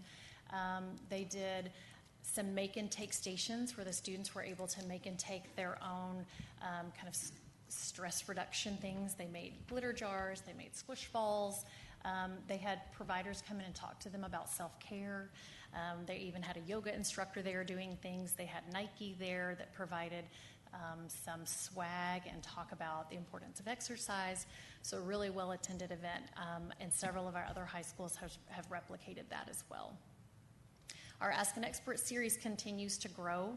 One role that the student assistance counselors have played in that is to continue to make sure that the questions that we get from families springboard into the topics that we actually cover. So when a family is saying we don't know how to speak with our kids about XYZ, that then becomes the lineup for what we provide a series on next. Student assistance counselors also overhauled the high school suicide prevention curriculum. It is no longer a lovely PowerPoint narrated by myself, which I'm very glad about. I think everyone else is as well. It is now, we got focus groups together at all the high schools that involve students, and we said, what are we not doing right? And they said, we want to hear from people that we can identify with. So we got their input on rewriting the curriculum, and we had some students do the videos, and so we've gotten a really good response from that, and we want to make sure we continue to meet their needs. Knowing that our staff also need support, we implemented some self-care newsletters through SMORE, and the analytics from that have shown us that they are accessing them about how to take care of themselves and what to do when they need help. And then we've also continued with our Whole Child series as well, making sure that families have topics and opportunities to hear about how to support their kids and keep them safe. So future recommendations, we certainly need to continue to refine our referral parameters. I think knowing that coping skills is one of our largest referral parameters, we want to put some dedicated time and energy toward the prevention piece there and increase how often and how accessible we're talking about coping skills with our kiddos. We certainly are always on the hunt for additional prevention resources for a variety of topics. And then we also will always continue to partner in the community to make sure that wraparound support is vital for our families. One of the things that I know you all had a question about last week was the definition of trauma and adverse child experiences, and so we included that information for you in the background item. We felt like that was important given the topic of what the student assistant counselors and social workers are helping with. That's Ms. Crow's presentation, so we can take questions on her presentation before we switch over to Ms. Clark's. Mr. Behavior Miller, would you intervention like to go first? And let's, specialist. Ms. Lasan, I didn't even see him go. Ms. Lasan, we'll move on to you. And let's keep it to one question this first round. And of course, I just put a mitt in my mouth. So I think I'm just going to give you guys a compliment. So, you know, my child goes to Marcus 9. I'm so sorry I have this mitt in my mouth. So as you know, there's 2 brand new counselors there. And, you know, I knew that the beginning of the year was hard for them. And I said, you know, thanks for all you've been doing. And she said, oh, we're so happy to be here. Your district has such a reputation for counseling. I was like, really? You know, I mean, I thought they were awesome, but to hear that, I mean, they both came from outside the district. So they were both very happy to be here. And so kudos to y'all for that. Thank you. So my question, of course, is I'd like some data. I am curious about the number of students per instead of visits. Okay. Because like when I added, you know, everything up for like the social worker, it came to 7,674. I'm doubtful that's 7,674 students. Correct.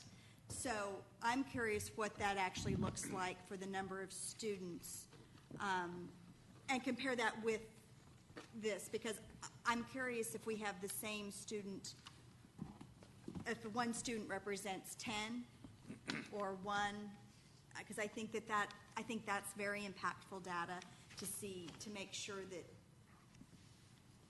that we are wrapping them with the services that they need instead of Band-Aiding things.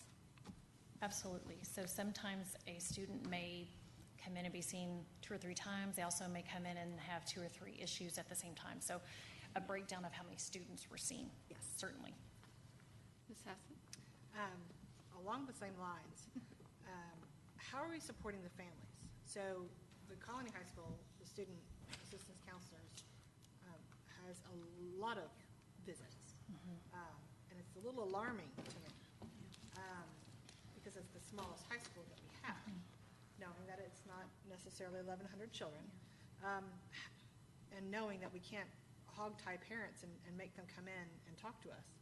How can we support the families when we're seeing an elevated number or a child that comes in? Not even just one child, but lots of children. How can we support the families when they're not always wanting to? I think a couple of things. One is the collaborative between the student assistance counselor and social worker. They have a really good balance of when the student assistance counselor realizes that the situation is the entire family kind of in crisis, or there may be a barrier that is financial, or there may be a barrier that is tied to shame or stigma.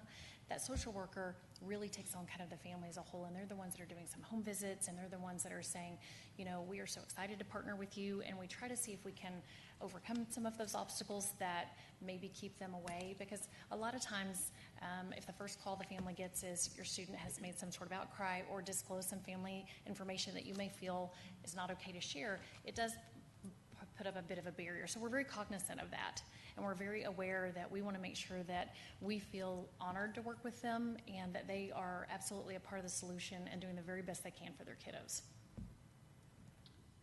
Ms. Cox? Thank you for the presentation. So I would just like some clarification on your future recommendations. I mean, what does this mean?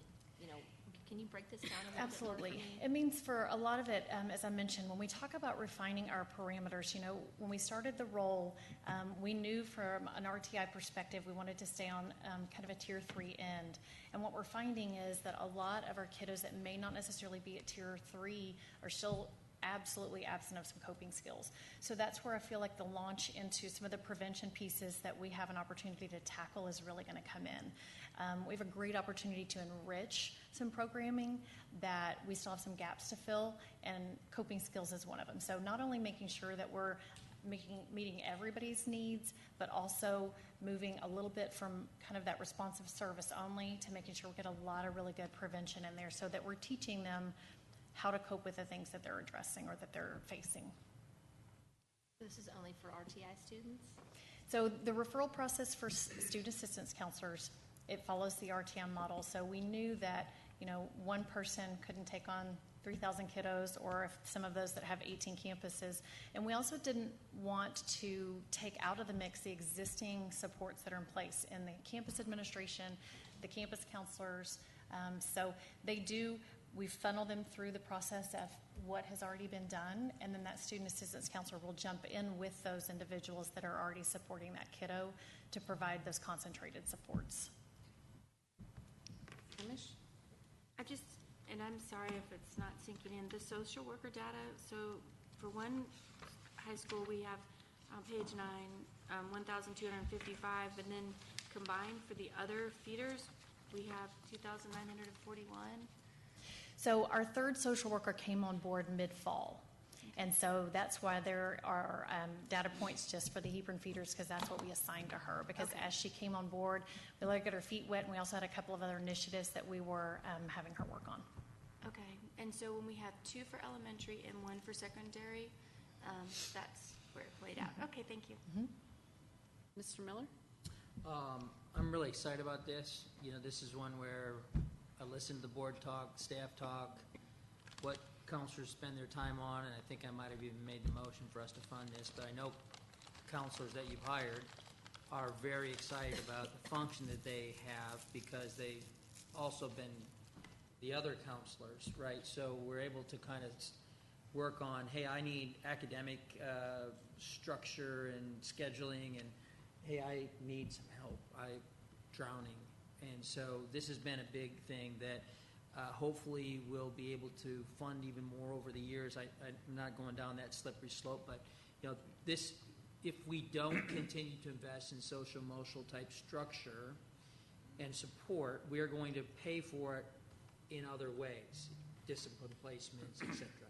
And I would like to see, not so much a question, because I really just, I want to kind of absorb the work we put together. I mean, if you can get us some of those numbers and show us a level of granularity, if that would be okay, is how we balance out the use of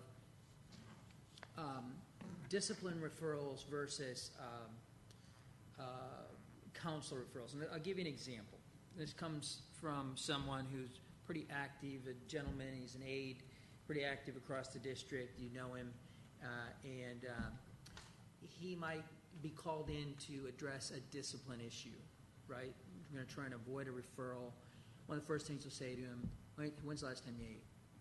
It's 10 o'clock, right? Or maybe this morning, but it was when I left school yesterday, right? So looking at some of those things, and those are kind of a social, clinical type of things to address, right? So it's just, our staff should know those things. But so to me sometimes, does it go with the behavioral specialist or does it go with discipline, right? And I think you guys are probably working to figure out the same thing, right? What's that kind of symbiotic assessment of where we should put some of these kids and at what time? Because it might go over here, and I'm pointing to you guys in distincting, like in different functions, right? It goes over here, oh, not working, gotta go here, right? And if it gets here, yep, that's different. But if it goes to you and then it gets some additional support, you see what I'm saying? That's really what the vision of this is. And so what I would say is let's continue to dream big on this, and let's be the board that with all this in front of us, you put this in front of us and we say no. And I'm being facetious, but because maybe we'll say yes, but get stuff to us. Or I think about, Monia, I've come to some of the events, where there's 12 people on the panel and 6 parents in the audience. I'm exaggerating a little bit, but not too much, right? And you're like, right? So board as ambassadors, okay. Email the board, say, hey, we've got an event coming up tonight. You probably each got somebody that you're talking to that could benefit from this thing, right? I mean, I know Lori and Buddy, Kevin, you all probably can say, hey, each board members could probably have 3 people that might benefit from at least 1 or 2 of these seminars. Use us as in a way to be ambassadors for this, not just in the Facebook pages and stuff where we repost, but I think great opportunity for us, because if we can help it here, and we address some of the other things here, and this is where long-term consequences may get imposed, right? I'm just using you as discipline right now, okay? I'm saying, does that make sense? It does. Thank you Okay. very much. Is that fair, Dr. Rogers? Absolutely. Mr. Miller, we will continue to put more resources into mental health, social, emotional needs of our students. So I think we discussed that last week when we were talking about board goals too. I mean, there's just no doubt that we're going to have to continue to serve the needs of kids, and as you can see from one year to the next, the needs are going up, and so we have no choice but to serve in those areas. Thank you. Thank you. And for me, I had questions about the SAC data too, and just the, I'm glad you explained the Hebron High School, but the others, and just making sure that those are being collected accurately, and I know you're doing that, but then we see the rise, and is the rise, you think, because the kids are becoming aware that there's an option? And I mean, I was on campus this morning, and I had no idea there was this Monday Moody thing where breakups happen over the weekend, and there is a number of students that, I mean, they were lined up, and I felt terrible because they cleared a conference room for us to meet in, and I was like, the kids are priority here, you know? I mean, I had no idea, and so is it becoming a more of an aware situation, or are the needs growing that rapidly? I mean, or is it a mix? Yes. Okay. I think weekends and holidays are counselors' biggest referral source. But yes, I do think it's a combination of the fact that the campuses have embraced these roles. And so not only are campuses wrapping in that additional support, but kids have also built relationships with the role that certainly has invited a very safe and secure place to come when I'm not okay. That's great. And then just a request, on the Ask an Expert, could we have a breakdown of the hits on those? And then that revised suicide prevention curriculum, has that been concluded? And It was rolled out in the fall. And we got, did we get it in the fall? I'm not sure sure that if we received- gave Could we just specifically see that? access to the curriculum, but we certainly can. Yeah, I would just be curious just to go through it. I would like to see that, just as a mom of a child who has friends that are dealing with that.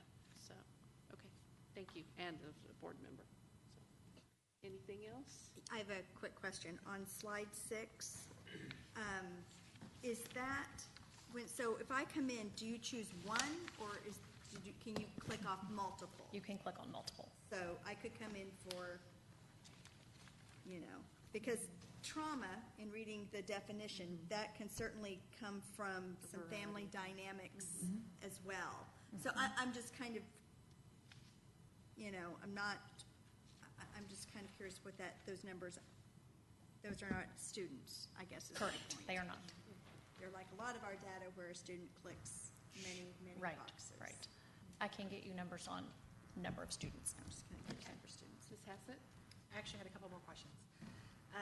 For the initiatives that are in the high schools, you said they're often being offered at block lunch. So what happens when the students could use it, but they don't approach the tables during that Or block don't lunch? have Or block they, lunch. Right. Or they- So one of the things that the Hebron Student Assistance Counselor specifically did was to create additional opportunities for those kids. Maybe I was too shy or embarrassed to walk up to a particular table and ask a question. So she had made a list of all the resources and invited kiddos. If you couldn't make it, too difficult, etc., were absent that day, please come and I will share all of these resources in any way that you need me to so that you have access to them.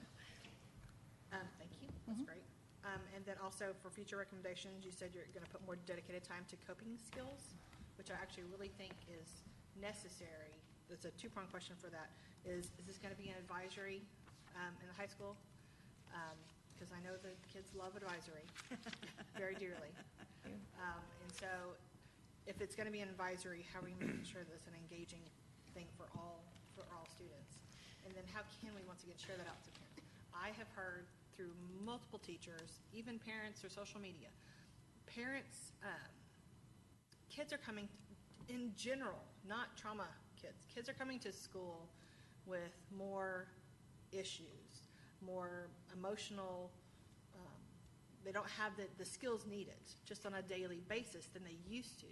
So how can we get it out to parents, and how can we make advisory fun? I mean, I'm just going to jump in really quick, too. I think that's kind of the issue that we talked about last week, too, is, I mean, all of these things that we find kids coming with, what is the right way to address them in a way that's meaningful to the students? Because, like the teachers graduated with math degrees. Right. Or science degrees, you know? And so that's a constant conversation we're having, whether we're talking about even something as simple as study skills, because that branches across all teachers, and how do you get them to agree on, you know, so when you're talking about coping skills or suicide prevention, what really is the right way to provide that learning to students? That we are in constant conversation about right now because of the issues we see kids coming to school with. And So how I can don't know we that there's a provide perfect it? answer, There's but probably not. we are talking about how to find the perfect answer. Right? How do we get those, besides the 12 people that show up to the same Love and Logic events, or the same, how do we push, or can we then push out social media? I know we've asked that before. Can we push out, make sure that we're constantly telling parents these are the resources available, and make it fun and exciting for the parents to want to say, okay, I am struggling with this, and this would be helpful, rather than, I don't want anybody to know I'm clicking on it because I have this issue. And I think we've done a good job with that, with the Ask an Expert Yeah, I love that. series. Ask an Expert. And so we'll continue to do those types of things, so. And I think one thing that I learned today at the campus I was at, and I was there as a parent volunteer, not on something else, was that they had done a FaceTime Live of the event that they had held, and they said that the FaceTime event, live event after the event had 800 hits to it. And so I think that there are times when people are not wanting to come and ask questions, but they're curious, that there is that social media aspect of it, and that we can use that and make that to our best advantage. And that's why the Ask an Expert, I'm curious to the subjects, where were those most hits at? You know? It's just with the analogs that are used within social media. If you're not constantly clicking on LASD or your school, you're probably missing out on those, and you might be one of the parents or families who could use it the most. So how are we trying to push it out to families? On our website. And like I and mean, share we and we retweet? also, though, use social media to boost things and to target certain areas. And so that's something that we've used with Ask an Expert, is looking at groups that we can push that to. So if you've searched for certain things, it'll show up in your feed and that kind of stuff. So we're trying to be strategic with how we use that in different parts of kind of our marketing and our communications. But that's an area that we've utilized that knowledge of how Facebook and how Twitter and all that stuff works to push that information out. And is the boost relatively inexpensive? It is.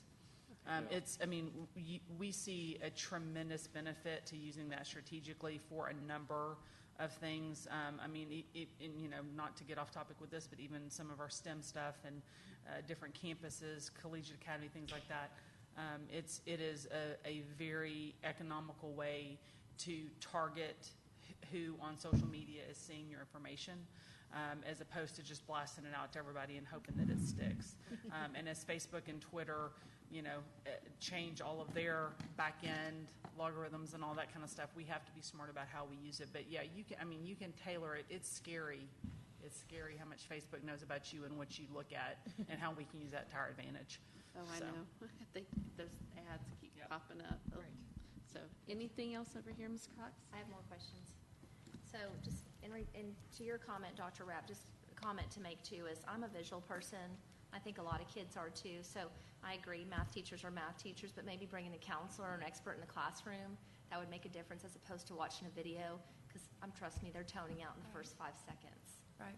So, I think that feedback's critical, and I think all the discussions that we're having and just trying to really figure out how do we provide that lesson, that experience in the most meaningful way for kids to really reach them. And if it means it takes us longer and it's not quite as efficient, then maybe we go longer than efficient. yeah, maybe So take we up their understand phones that. during that time too.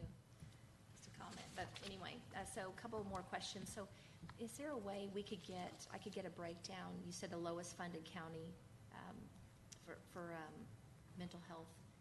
Where is a website or somewhere that I could find that? Can I get that for you? Data. I would love to have that to share with some of my Can we have the friends. lowest state too? If y'all have access to that, could we have the state breakdown too? Yeah. Yeah. Next question is what resources do we do to help outsource? Because obviously we don't have enough staff to take care of all the meeting needs and increasing needs we have. So do we utilize CCA for food needs, love packs, communities and schools? How do we continue some of those efforts? All of the above. All of Yeah. the above. So when I came on board, I noticed that if we were to refer a family to check with their insurance to get a service, it was really a huge barrier. So yearly, we get out in the community and we scour it, and we find out what services they provide, what the contact person is, any financials, any specialty, their hours, do they take insurance, all of those pieces. And so we have an internal resource sheet for all of our counselors and social workers. And so when a family needs something, then while we don't recommend a particular provider, we can then disaggregate all of that information according to what that family's specific needs are. And so we are constantly on the hunt. And I have people email me almost weekly. I'm new in the area, I'm a provider, I invite them in to meet with me so that we can figure out what a good collaboration looks like. Because when we do refer our families, we want to make sure they're actually getting connected. Right. Okay, and then they provide ongoing feedback to you, or, I mean, because obviously we're still seeing that student. Right. Hang on, sorry. What does the trauma training look like, and who does that? So there are 6 of us right now that are facilitators that are certified to do it, and we hope to continue to get more. And so we're kind of on a roadshow based on principal request to come and train their campuses, and we also offer it to any employee ongoing throughout the year at a variety of times. So you're offering it to a campus as a whole, or just a set team? Okay. We've actually done both. We've had a couple of campus principals that have said this team in particular has a lot of kids that are struggling from a trauma perspective. So we really like you to do some intensive work with them. So we'll just meet whatever need they have. So that's requested by the principal? It or? is. Okay. That's great. Thank you. One more question. Let me see, Ms. Timish and Mr. Miller? And I know I've asked this in the past before, but for our trauma team, it just seems like the last couple of years it's been so hard. How are we ensuring that our trauma team is able to continue taking the hits that they've taken? Are we rotating them off or providing, how do we make sure that they're at their peak? Because, I feel like their tank's just being continually drained. Very good point. It is. So our care team has over 50 individuals on it that span the scope of campus counselors, student assistance counselors, social workers, and special ed personnel. And so I make sure that I'm very specific in not calling people out regularly. If an incident occurs very close together, I try to keep them come out, hopefully once or twice a year. When we have a large volume, unfortunately, it's a little bit bigger, but I'm very cognizant about making sure that I don't task them too much so that they don't have some secondary or tertiary trauma themselves. And so how is that managed though? Like how do you know if somebody's hit a peak? So the model that we use for our care team is based off the critical incident stress management model, which is what first responders are trained in. Okay. And so I brought that training to the model so that we could, you start out with them in the morning with kind of here's what we have and here's the incident command, and then we run them through the process, but that includes a debrief for the care team themselves at the end of the day so we can assess for any needs that are there. And they also, just because the nature of their profession, are healthy enough to know, I have to say I'm not okay, or that this one is too close to home. We have staff that have lost, spouses and children, et cetera. So when it is too close to home, then they know they get to say, I've got to pass on this one. So we're very intentional about that. Okay, thank you. I appreciate that. Mr. Miller? No further questions. Anybody else over here? Ms. Hassett? You said that the teachers, you send out a SMORE to see what services do we provide our teachers who might need some extra care? So we definitely want to include the services that we provide through the district with regard to EAP, and so we make sure that we connect them to that. But in addition to that, in the same vein that we search out resources for our kids, we also always ask about what resources they have for adults as well. So we maintain a rich resource bank of what providers can handle or tackle issues for our adults as well. Are there any additional questions or comments? No? Okay, I think we can move on to the next presentation. Okay, Ms. Clark.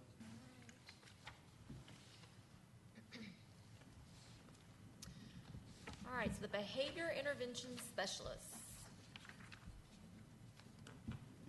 I wanted to start just with some reflection on the reality in our classrooms.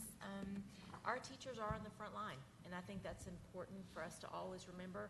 I was thinking about this slide as I was listening to the presentation on the reading academies and adding extra well-trained reading specialists to that list. So we've got them serving as content experts and reading specialists, behavior specialists, and emotional support and social skills experts. It's a lot on a teacher's plate.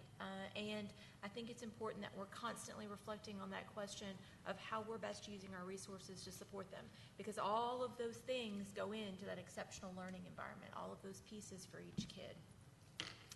This is the same slide that I shared with you last year, so there's nothing new on here, but it's just a little reminder about the function of a behavior intervention specialist. What are they doing? So they are considered an expert in the area of student behavior management. They work with elementary students pre-K through 5 and staff. They provide direct intervention to students who are experiencing significant disruptive and physically aggressive behaviors. They're really key at developing that intervention plan that's specific to that student's needs. And as a reminder, these are general education students. They're not being provided support through special education. Along with that direct work with the kids, skills, deficit instruction, they're also providing modeling and coaching and support for the teachers. So they are in there with the teachers, hand in hand, showing them how to do it, figuring out the best way to do it together, putting a plan in place that the teacher can really feel like he or she can run with. They are partners with the campus RTI team. This is still threaded through RTI. We ask that before they come in and take on a full case, the campus is at least taking the student to Tier 2, working with those evidence-based practices. And they will work with the parents as well. Not all parents are equally engaged, but where the opportunity's there, our behavior intervention specialists have actually gained some ground, kind of as that credible expert, one that can come in and say, hey parent, we understand how hard this is at home too. So let's see how we can be on the same page together. And then they gather data. They gather a lot of data.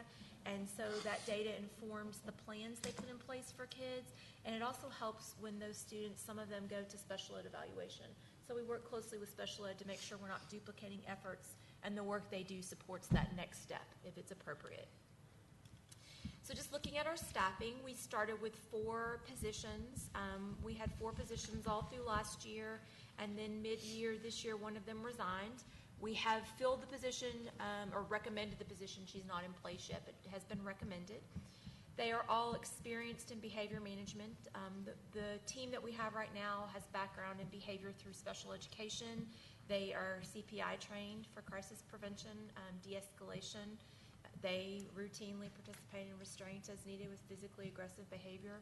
They are restorative practices trained, and they bring that into their work every day, both as advocates for those practices with teachers and as how to model that in their work with kids.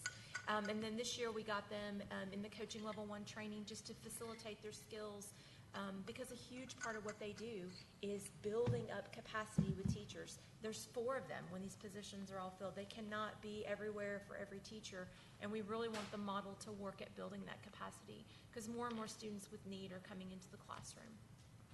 This is also the same as last year. It's not anything new, but just a reminder about how the flow works to get this assigned. We go through that Tier 1 and Tier 2 process, and then when there's not adequate progress, for the student, and we're seeing either significantly physically aggressive behaviors or disruption that's preventing learning, then that's when they can ask for the behavior intervention specialist.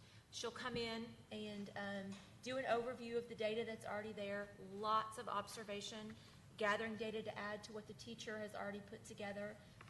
They'll meet with staff, administrators, teachers, counselors. They'll meet with parents, and then they'll work directly with the kid. One of the key functions is to figure out what is the function of the student's behavior, because a good intervention plan is based on that function. You want those interventions to be successful and effective for the kid. They will model, they'll coach, they'll teach the teachers up in these strategies and these interventions.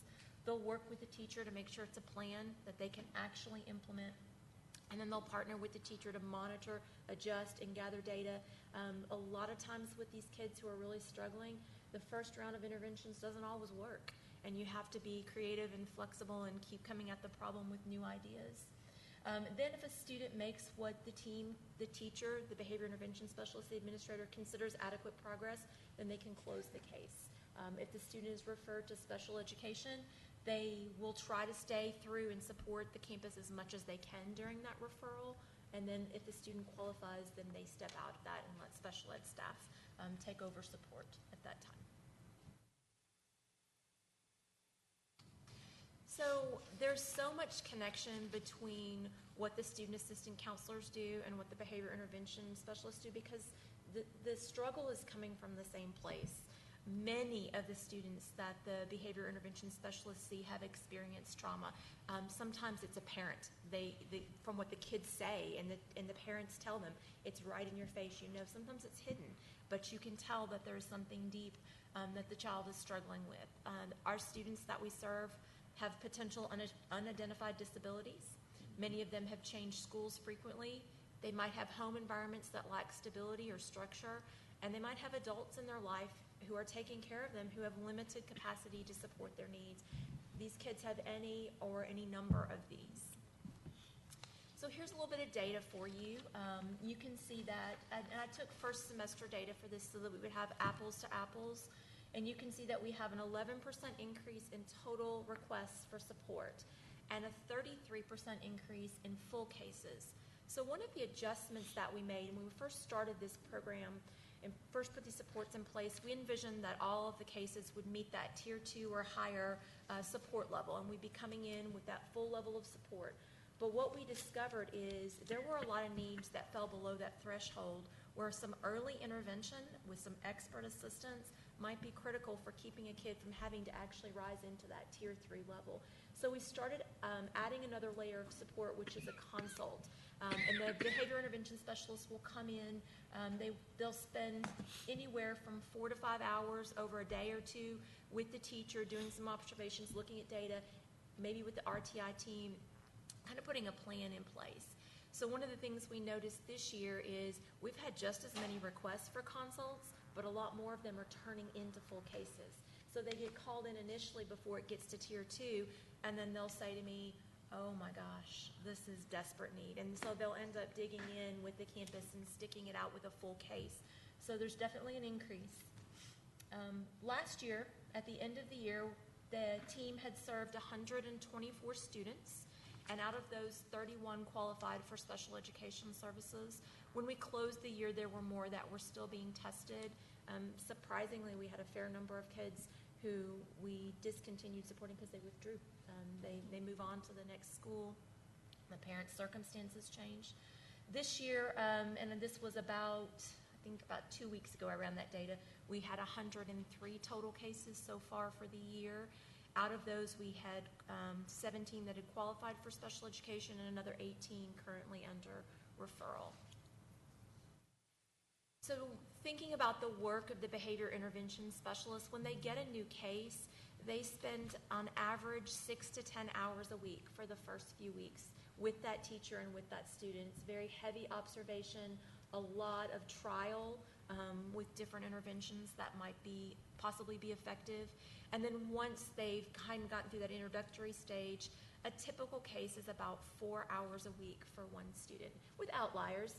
Some, that respond more quickly might go down to 1 or 2 hours a week, and they've had cases where they were getting called out 2 or 3 days a week and spending most of their day there with a kid in crisis.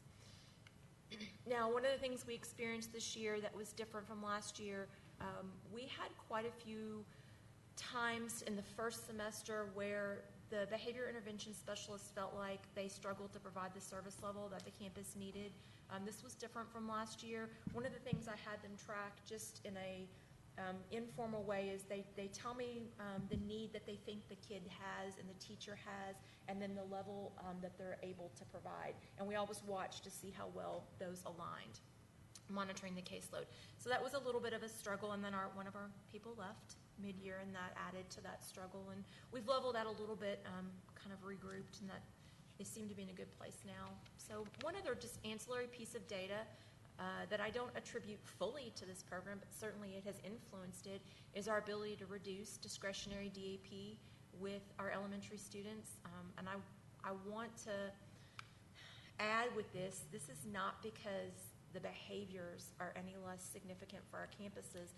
It's because we're trying to be proactive before we're sending students to DEAP with, are we putting every resource we can at the why?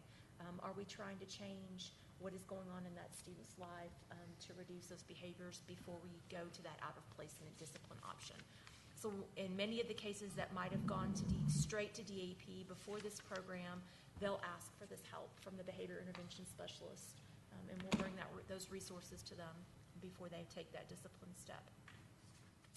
Something else that the behavior intervention specialists have been very involved in is professional learning. We want to be as proactive as possible. There is tremendous need for teachers for behavior support and strategies. And so this is just some highlights of a few of the things they did this last year. They partnered with Heidieville to provide some training. Pre-K is a tremendous area of need. A lot of students coming in who haven't had any structure, and they're coming from trauma. It's a combination that's a challenge. They did the paraprofessional summer conference. We want to be sure that we're supporting everyone who's working with our kids, not just the classroom teacher. They provided whole group in-service, whole campus in-service to 16 elementary schools in August. As requested by principals, we put that out there, and we tapped them out as far as we could get them out during that week. They have done after-school workshops for Tier 3 RTI behavior intervention. We actually partner with special ed on that workshop. And then one of their biggest accomplishments this year is they worked with the professional learning department with Shauna's folks to create multi-session online modules that are accessible by any of our teachers anytime. They can actually earn up to 7 hours of November Trade Day credit. And it's a lot of great strategies, and they can choose to do some or part of the experiences. And then just the next steps, I think it's important to analyze our current staffing levels and district-wide needs just to determine what the future of the program might look like and what resources and recommendations we would have. The behavior intervention specialists they're big fans of the Second Step curriculum. One of the biggest areas of deficit is social skills. They spend a lot of time working with kids who simply don't have the skills to be successful in a classroom, interact with their peers, communicate in a way that's acceptable and positive and allows them to be successful. So they do enforce that. They've been working with Manya's team, on that as well. And then they want to really focus on developing resources to help educate parents. They've actually started their first Ask an Expert video, so they'll be launching into that as well. They're working on a kindergarten readiness one that focuses on some of those key deficits that they see in every single classroom they walk into and every kid that they work with. So that's a project that they're working on right now. And then we have the upcoming Cultivate conference this summer in June, and they'll be presenting at that as well. I believe that's it. All right, thank you. Let's start questions with Ms. Lasan. I think I just answered my own question by looking it up on the internet. You were talking about the different tiers. Is this RTI the way, so like Tier 1, it says here high quality classroom instruction screening, and Tier 2 is targeted interventions. Okay, I was just trying to follow. Tier 1 is what every student should have access to in our classrooms. Okay. it's a level of support that's available to everyone, and then in Tier 2, you start to do those individualized pieces that target the needs of specific kids. And so we do expect that they're at least at Tier 2 when they request the support, unless it's a consult only. Okay. One quick thing here, overall, overreaching. So why just K through 5? Why not above that? So the program in its inception was focused on elementary. One of the things I will say is I do firmly believe that if we are intentional about the intervention as soon as we get that kiddo and as soon as we see the concerns, that with that appropriate intervention, by the time they get to middle school, they've either moved to where they're making adequate progress with the supports in place, or they may be in a program receiving some intensive services, maybe through special ed or 504. So we have not had conversations about moving that into the secondary. There certainly are cases every day where there's significant behaviors, but the elementary ones are different. These are students who, when you see them in the classroom, their ability to control their emotions, that emotional regulation, their ability to exhibit appropriate social skills is so profound that they struggle to even function in the classroom. And they miss out on instruction. They're either being removed or they're causing disruption of instruction for everyone else. It's a different level because of the age. Even in our secondary students who misbehave, and even the ones that persistently misbehave, have such a greater degree of emotional regulation. The impact on the classroom isn't quite the same.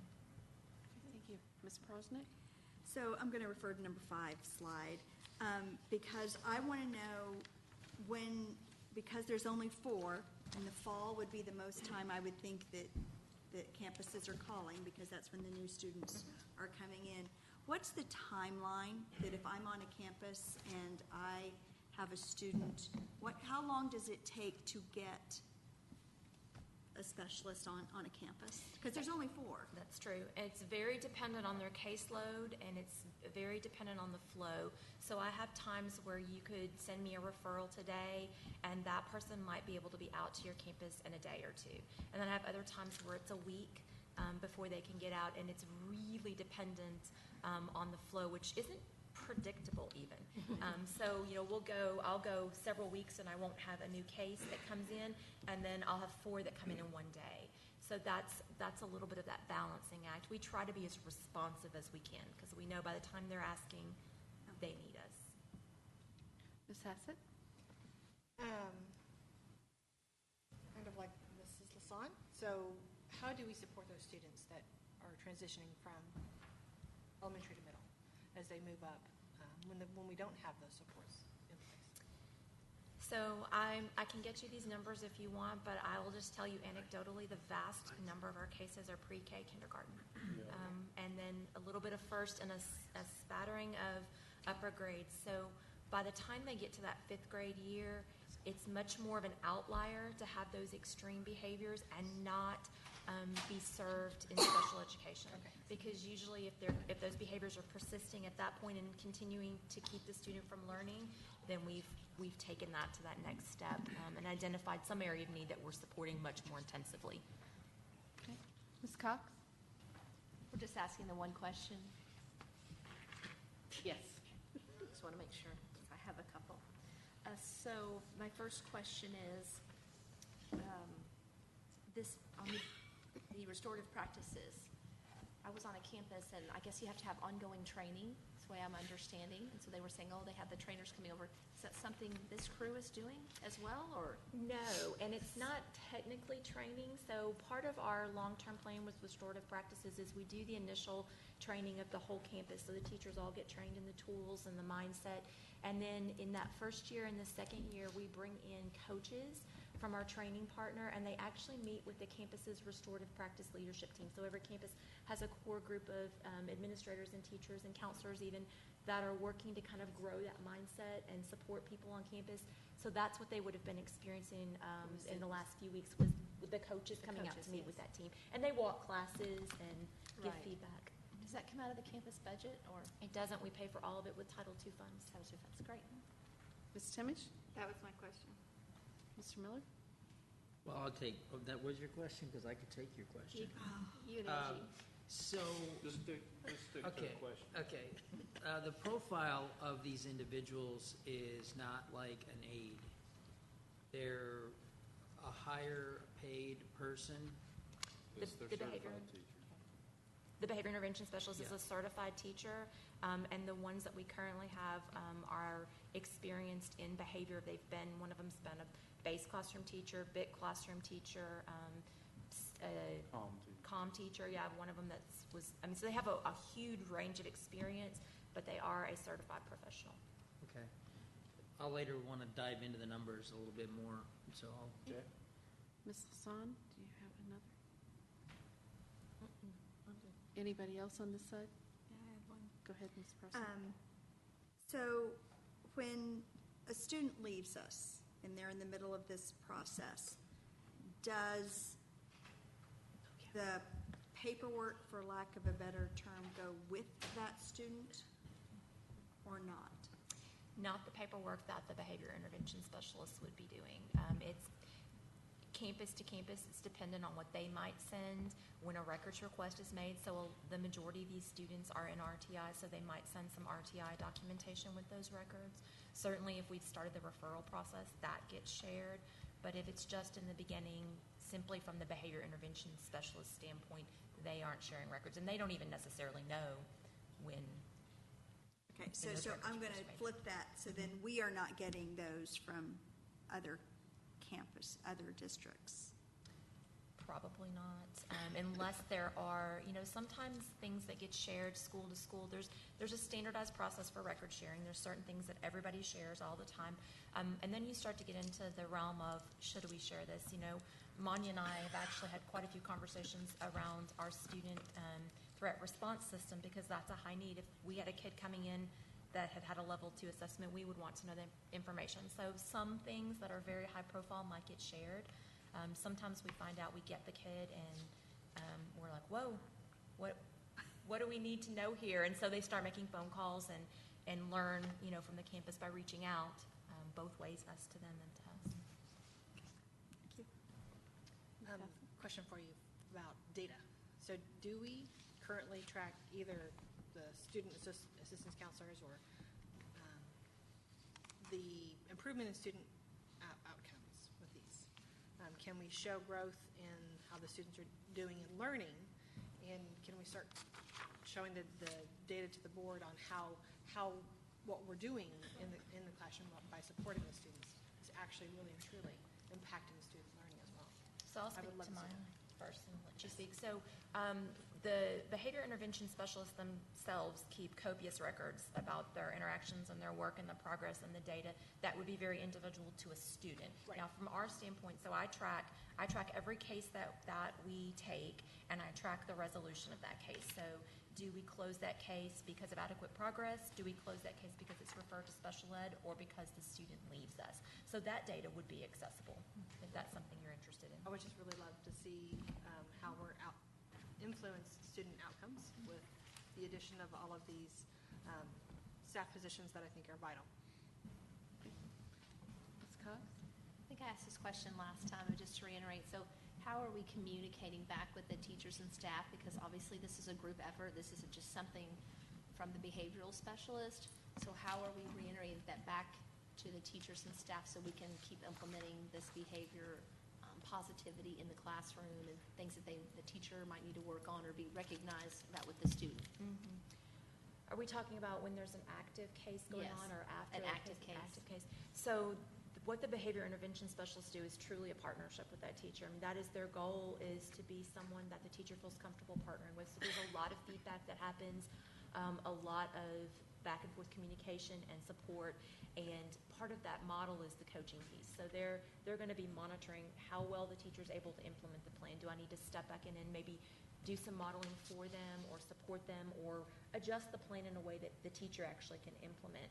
Sometimes the behavior intervention specialists find themselves in a situation where they can honestly say the teacher is the concern, that there's a lot of deficits with the teacher. And so they'll involve the administrator in those cases so that they can be sure that there's the appropriate level of support for the teacher when they're gone.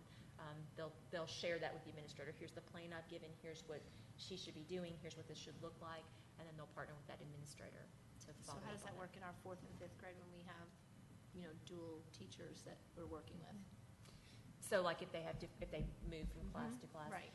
Depends on the situation. So again, most of our cases are the younger grades. I mean, the vast majority is probably through first grade with just a scattering of the other grades. But if they have multiple teachers, they will work with all of them. And they'll develop plans, and sometimes those plans look different. So you'll have a kid who is one way completely in math and totally different in their specials. And so they'll work with that different environment to tweak a plan that works. Tim? Mr. Miller? So, I don't know if we want to do this at another workshop or what, but I guess, what I'm concerned about is, I know we're maturing in this, right, but I think there's still a gap with teachers and principals, and we've all heard about different ways they've tried to get around some of the numbers and identification, et cetera, prior to the BIS, but kids going off the office, et cetera. Just wondering how we could get a better feel for what's happening at the campus at the level of those of you with us that sit at the dais. A recommendation would be a survey of teachers, no more than 3 questions, and an open-ended question, and let them talk, to find out what the real issues are, what they're feeling and experiencing. Because just like we're talking about principals, K through 3, SPED, dyslexia, et cetera, going through a state mandated training, we're putting them through a new process here that actually puts a little more of the burden back on them, assuming the identification doesn't happen quickly or obviously. And so that's not a criticism, because I think that this is a journey, but I'd be interested in how we might get some better insight that's not anecdotal from any of us or you from the campuses, and roll that back up for us to make some decisions. So, Mr. Miller, are you talking more about restorative practice, or? I am, because what happens is restorative practices are often, what happens here is restorative practices are first kicked in, unless it's a social emotional thing, before we get to behavioral intervention. There's restorative practices that are tried. And so if they don't work, then there's an office referral, but even in office referrals, they'll say, we should have done restorative practices. Nope, I think you need to bring in a behavioral intervention specialist. I mean, I just think that there's some disconnect there. Yeah, there's certainly some misunderstanding. So we can bring that back. We discussed with y'all, I think last year, about restorative practice, but we can certainly bring that back. This is really restorative practice where Ms. Clark's talking about it is just one piece of the training that her folks utilize with teachers, but not all teachers in LISD have been trained in restorative practice. We talked about that. I think 41 of our 68 schools have been trained. So anyway, we can certainly bring that back. And if I can add to that, a big piece of that for them is promoting relationship building strategies with the teachers. So much of misbehavior comes from the student not feeling connected to the teacher in the classroom. So that's the lens with the behavior folks too, is to promote that mindset of the relationship building. And again, do we have data per campus on that? Could we just see that? I mean, on restorative? No, on they were showing the data on the caseload. The counselors or the behavior? No, I think the behavior. Rebecca, do you have the? I do. Just yeah, the data per campus. Yes, ma'am. And then I'd be curious to know also how long do you track the cases, the length of the cases? How long is the average case? And what is the average workload for these specialists? And I know that you were saying, one of my questions was caseload carried per each. When you get the new cases, you kind of explained it's not really consistent. Do you see upticks in certain, like after holidays? Or not necessarily, because when they're called in, it's usually after the campus has had some intentional time working with the student and trying the things that they have within their capacity. So we're not as emergent as, say, the counselors at the SACs after a holiday or after a weekend. This is there hasn't been a real clear flow or pattern to when they get called in. actually just saw an uptick just now, but then, right after the holidays, we actually had a lull. So there's not necessarily explaining it, but to answer your question about the caseload, they have carried anywhere between 7 and 15 cases apiece, depending on where they are in each of those cases. So that even has if varied they're as well. at that kind of maintenance level of 4 hours, if you're carrying 15 cases. There have been times when that's happened. It's more typical to be around 10. And so then that's when we started to get into the issue of this student really needs me, the student teacher really need me to be there about 6 hours a week, but I can only give about 4 hours a week to that case right now because of the caseload. Do we have any other additional questions? Any questions? Mr. So Hall? this is probably far out there, but inclusion teachers are used for behavioral students as well, right? Students who are served by special education, they can be, yes. Yeah. So how do they fit into the training and environment, or the behavioral intervention specialist and caseload management? Could they be a bench?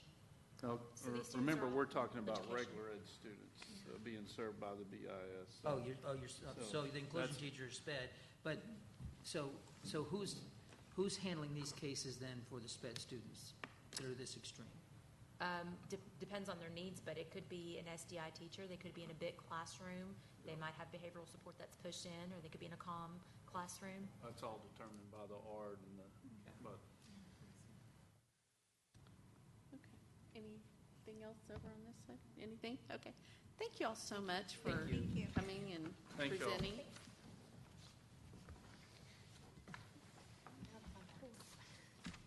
And now moving on, finance report, Dr. Rogers. Yes, I'm going to fill the role of Mr. Ball, and I'm going to try to move us along. The bad thing is this first discussion is going to be the longest part of the discussion, at least in my hope. One of the items for discussion tonight is the architect firm's selection for Dell Jackson renovation. Really, since Tech West has been built, there's been a lot of discussion by administration about what would be a good purpose, a repurpose for Dell Jackson, and so Mr. Fite and Mr. Hughes actually came up with what I feel like is a really good idea on the repurpose of Dell Jackson, and so this will lead to the selection of the architect, but really, if you were like me, it's like, well, what are we going to use it for? Is really the biggest question, so go. All right. Thank you, Dr. Rogers. So up on the first slide here, you'll see 5 boxes, and these represent 5 buildings that I'm going to talk about. And so you'll see some blue font and some black font. The blue font is what I want you to focus on. These are all areas that are within facility services and construction. And you'll see that we're spread out amongst many buildings here. And so as we kind of go through the slideshow here, we'll look at Dell Jackson first, and you'll see the first thing that happens is Tech West opens. So now that building opens up. And so what we're proposing is, currently most of our folks are housed at 340 Lake Haven, right next to Central Elementary. And you'll see that large group of folks move down to Dell Jackson. We also have West Zone maintenance personnel at the assessment textbook warehouse on Business 121. So we're proposing to move those folks to Dell Jackson as well. We also have a transportation and distribution center on Purnell and Railroad over there. And our proposal, so distribution center does report to Jason. Our proposal is to move those folks to Dell Jackson. And there's a huge benefit to that. We'll talk about it a little bit later. And then the last piece, so we have the old campus support building on Charles Street, and currently with all the meetings that we have with the bond projects, we're just using that as conference space basically for meetings. So we would slide that over to Dell Jackson as well. And so what you kind of see is 2 empty boxes here. And the neat thing about those 2 empty boxes is they actually share a property line, so it's campus support and the facility services and construction complex currently.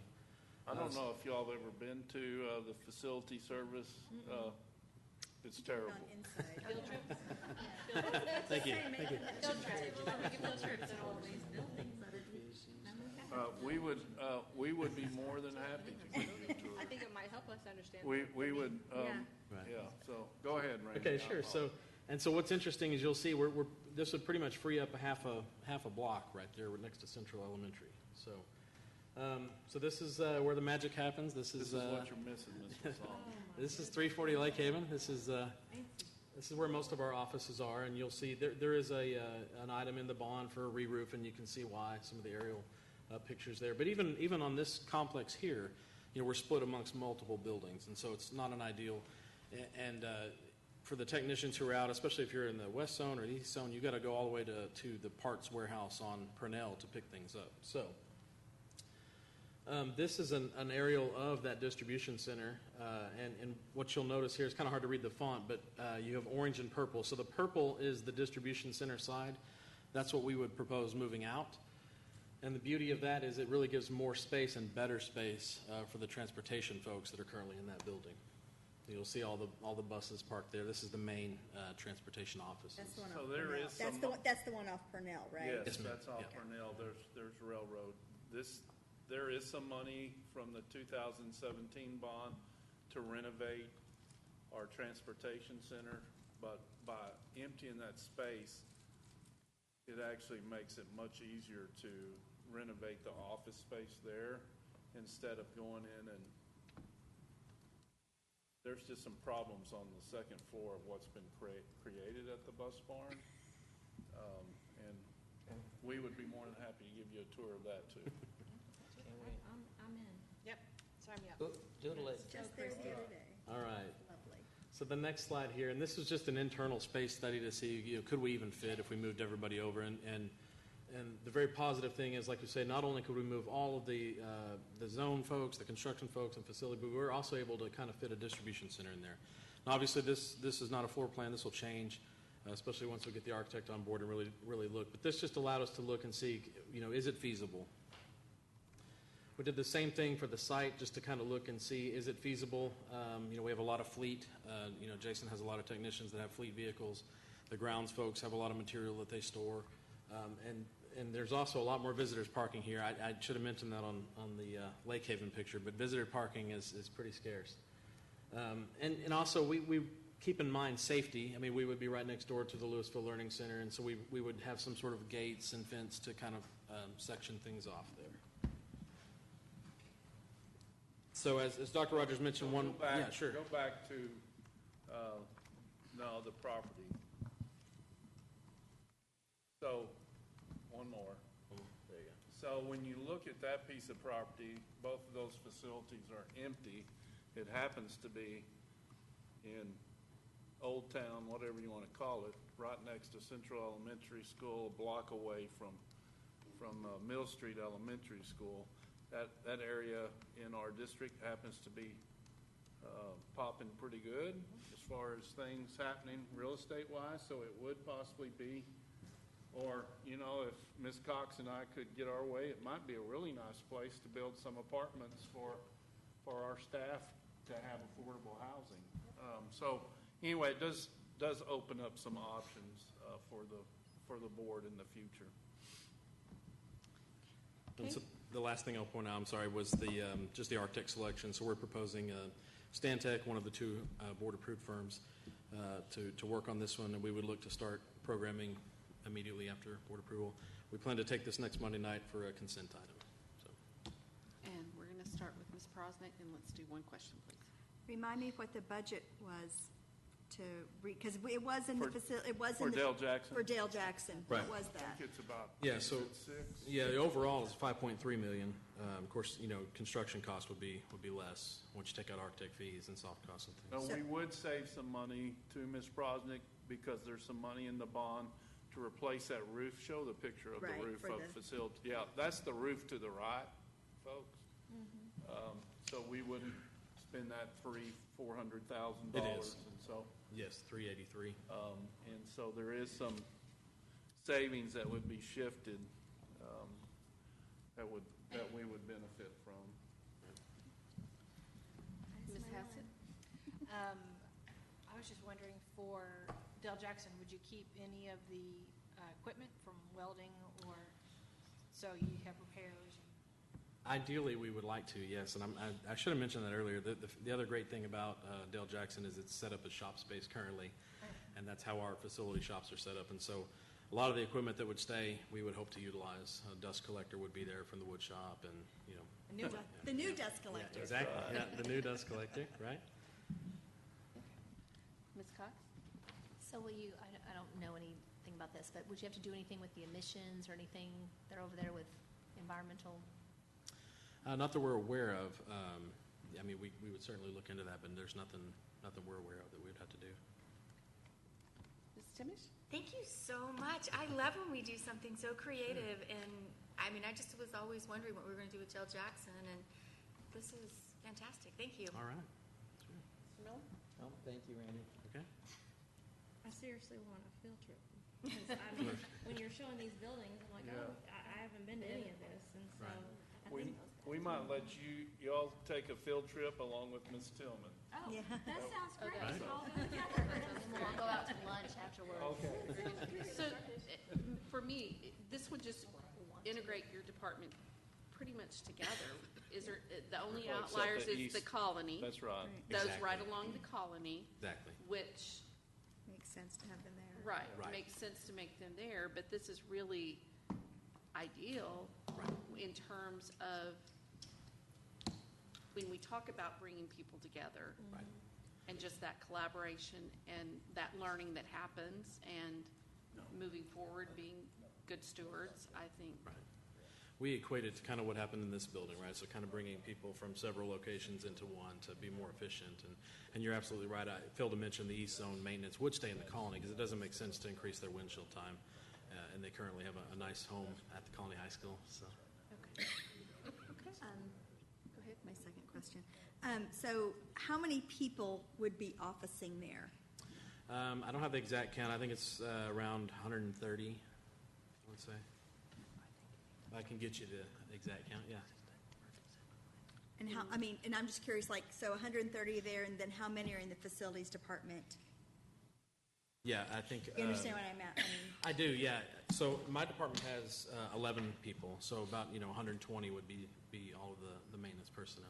And then we also do have our third-party energy management group that would be housed there as well. So I think there's 4 individuals from Aramark that would be housed there. So. If they're housed there, is it going to be really energy efficient? Absolutely. they turn the lights off on us, so make sure we don't. Any more questions from this side? Just a real quick question. So Ms. Prosnick made me think of a question. So what is our parking ratio over there with you, the added employees? It actually works very well. We would have more parking at Dale Jackson than we currently do at 340 Lake Haven. So you can see kind of the parking count at the top there. It's impossible to read on the screen. So How many spots are at Dale Jackson?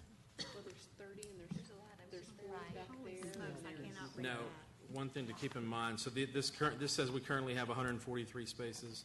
This would have 200. Now we do know that some of the parking is utilized for the learning center, and so obviously So we would block that we'll off. accommodate that. Yeah. We'll make sure students have a place. And is there room to block off, like at the assessment center, they have that whole area that's, blocked off for the fleet vehicles and for that West Zone maintenance, so. That would be our plan to improve the perimeter fencing. Yes, ma'am. Yeah. And potentially, our hope would be might be able to get rid of a couple of these portables that are around Dale Jackson as well. So. Ooh, that'll make Ms. Cox happy. Right. Getting rid of portables. Are we going? Mr. Miller? Who Yeah. said that? So We Jimmy's going are? to do this work? It's not really. Jimmy's going to do this? This would be Stantec. Stantec, okay. So, sorry, Jimmy. Next time. I like the fact that we're bringing these employee groups together. I think there's a lot of innovation that takes place when these types of workers have lunch and that type of thing. They talk about how they were fixing something or made something or whatever. I really think that there's a great opportunity there. And so you might want to, Catherine can put a naming committee together, but Facility Services and Innovation Center, because I really believe that innovation will come from having these groups of people work together. Right. It really will. I witnessed it firsthand. So Yeah. we come up Very with some good. amazing things. Very good. I'm excited about this because before the bond passed, my concern was if we go to repurpose this building for a different function, there's abatement that would have to take place. And so repurposing it in its general use already is just kudos. Right. So, any other comments or questions? Oh, good work. Thank you. No? Very good. All right. Okay, Thank you. moving on. Okay, moving on. GMP for insurance reimbursable 2018 storm damage project. If you remember, we've had several storms come through. This which one storm's was talking this? about the June 6, 2018 storm. Should be quick, Randy. There were 5 of our campuses damaged on the east side of our district. We've been working, trying to get quotes and all that, and so what we're asking is for you to approve a GMP for the insurance reimbursable in the amount of $2,167,822. So, and Core Construction will do that work. So, I don't know if there's any questions, but. And we'll start with Ms. Hassett. No question. Ms. Cox? No questions. Ms. Timish? No. Mr. Miller? Nope. Lausanne? Ms. Prosnick? None. Okay. Very good. Let's keep moving. GMP for Flower Mountain High School, and I'm going to go ahead and talk about Flower Mountain High School and Hebron High School, because one of the questions that you probably will have, which is a question I had, is, okay, why the difference? Yeah, it's over 10% difference. Yeah, and so there's a really good reason, and they actually even have a slide about it. I like the slide. And so one of the GMPs for Flower Mountain High School is $32,031, and then the GMP for Hebron High School is $27,995,086. And so, Randy, explain to them why the difference. See if we can get the slide back up there. So, and I will mention, Slide back up, please. So Flower Mountain High School is core construction, Hebron High School is Up PO there. construction. Okay, let me Keep going. Oh, fancy go through PowerPoint. that again. Okay. There. All right. So I wanted to start with Hebron High School first, and if you look up there, and I'm going to read my notes while I go through this. So the white unshaded portions there are the original 1999 construction. So that's what's in the scope of this 20-year refresh. The pink shaded area there was built in 2002, and the yellow shaded areas were built in 2004. And so when you look at Flower Mound and the difference, so again, the white unshaded area was 1999. The gray shaded area here was 2002. The difference, and really what makes up the $4 million difference, is those green classrooms were in 1999 original construction on Flower Mound, and they were not on Hebron. And so I think as you move into the next bond and we see phase 2 of these renovations, you'll see the opposite. You'll see the Hebron High School budget number be higher than the Flower Mound, simply because the age of those additions. Questions on that? Yes, questions. The only, Ms. Cox? So my question is, to help understand 20-year refreshes, which I needed clarification on again, because didn't realize the bathroom was over on the one side wasn't getting complete. Right. So does this include all the bathrooms? So Because we've had some bathroom issues, as you well know. Yes, ma'am. I have a child that goes there. Right. Right, and so again, it would only include the 1999 portions on this one. Of the main campus. Yes, ma'am. Yes, ma'am. Now that does take into account That's most of the gang restrooms in these high schools are in this project. So which ones would not be included? It would be in that gray shaded area here. Where's that at? And actually, this restroom here is a part of that project. So really, there aren't really, there might be some restrooms, in the auditorium area that we would not be renovating Right. with this That's project. the new wing, the 94 was the newer wing off there? 2002 was the gray area. Can you also reiterate that on Hebron, please? Absolutely. So again, you'll see the restrooms here are part of this project. It's mostly classrooms that were added on those 2 subsequent additions. So there's no bathrooms. Correct. Yeah, it looks like most of the bathrooms are in this project. Yes. Good. Because you're including the white and the red. And one of our goals. Not red, just on the this white. one. Okay. Right. One of our goals, Ms. Cox, is to try to make sure, these are going to actually be projects that are going to take 2 full school years and 3 summers, if I'm not Yes, sir. mistaken. Because of the, we've got to do a lot of the work while there's still students in the building. But one of our focuses is to try to get the restrooms be a priority to be done at the first, so. We're just asking one question. Yes, let's go. One question, Ms. Timish? Can you, on Hebron, to clarify, because I think Hebron's a little bit different than Flower Mound in that our bathrooms are used for dressing rooms, for sports and all their band and all the other activities. Is any of that being addressed in this refresh? Because they're used more than other campuses because of how they're being used. And other campuses have dressing rooms. Right. So I believe, and that's mostly in the auditorium area, correct? Right. So I think that's going to be solved with the black box edition was the idea. So this is more the 20-year refresh of changing out the. There will be some restrooms with the black box. And of course, there'll be restrooms, some of the dressing facilities, not for drama, but will also be addressed with the indoor the activity center. Okay, but when people go, okay, so where will the black box theater be? Not quite sure yet. I mean, we haven't started that one yet. Because that, for people that are visiting it, like those bathrooms for sports and for the auditorium, those bathrooms just, they cannot handle the capacity that they're being used at, and they smell terrible all the time. I'm so sorry, but they just are terrible.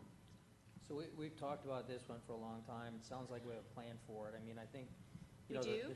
What is the plan? Well, we're going to be addressing it through these other options. I think at the time we discussed this, part of the issue is the program level. The program needs to educate the students on not running dryer cords, extension cords across the room in a bathroom that's being used for a basketball game. That's not the place to go get ready. I don't think that's the situation. Just recently, there was a athletic event and a fine arts event and an additional something was going on, and it cannot hold the capacity. And they have to go, even for intermissions for the fine arts, to 20 and 25-minute intermissions just because the lines are just, No, you're right. There are not expedient answers to all these problems. I think what we have to do is address as many of them as we can, as soon as we can, but you're absolutely right. We can't solve all of them, but I think what for Mr. Miller was this talking first about year. was out at the dressing rooms for the athletics, No, out at the. I don't think that's, yeah, No, I it's agree more, with you. it's the dressing rooms for choir and band and theater, that's what those bathrooms are utilized for. So what I'm hearing is that none of those were addressed in the architectural drawings that were used to get the GMP. On the 20-year refresh, yeah, correct, yeah. So the additional restroom would be with the black box edition. And when is that scheduled? I believe that's a year 5. I'll look real quick.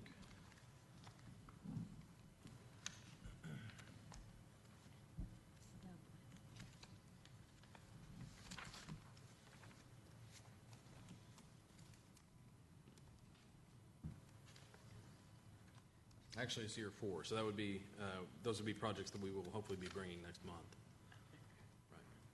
Okay. Any questions this way? Additional questions? I had, the only thing I just was wanting to get a picture of the timeline. I know you just said 2 full school years and 3 summers. So what's the timeline look like? Sure. So in order to do that, so that is our timeline. In order to do that, we're looking at bringing portable buildings in through the project, so some classroom portables, and we'll move. Dale, we're going to take from Dale Jackson. No, these will be in better condition, but we'll be looking to take a section of classrooms out to the portables, renovate that area, move them back in, and then go to the next. Because if we only did this in summers, it would take several years. I think the goal is to renovate 20 classrooms at a time. Correct. And then continue. That means 20 portables? Like how long do you think they'll be displaced in a portable? Like if you take, how long will that section be displaced? So there's different phases. and they're different on each project because CORE is approaching it different than POG is. But I think, I want to say it's about a 2-month duration for most of those. Now, obviously, we're maximizing the summers. The summers are our best time to get those common areas done, science labs, things like that. That are a little bit. It's hard to relocate a science lab right during the year, so that's our approach during the summer, is just to maximize that. Do we have a plan for those portables yet? Where will they be? We're working on that. We've asked to try to minimize the number of portables. We've asked both campuses to look to see if they could squeeze 10 classrooms, and then we bring in 10 portables because it's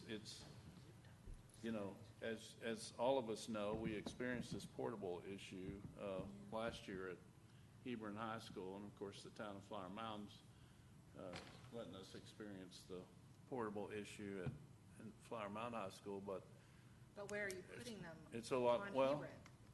So on Hebron, there's really only one location. Yeah. And that is in this area over here, Yep. kind of on that hill. Is it, We're because the field is not going to be used as a field then? parking.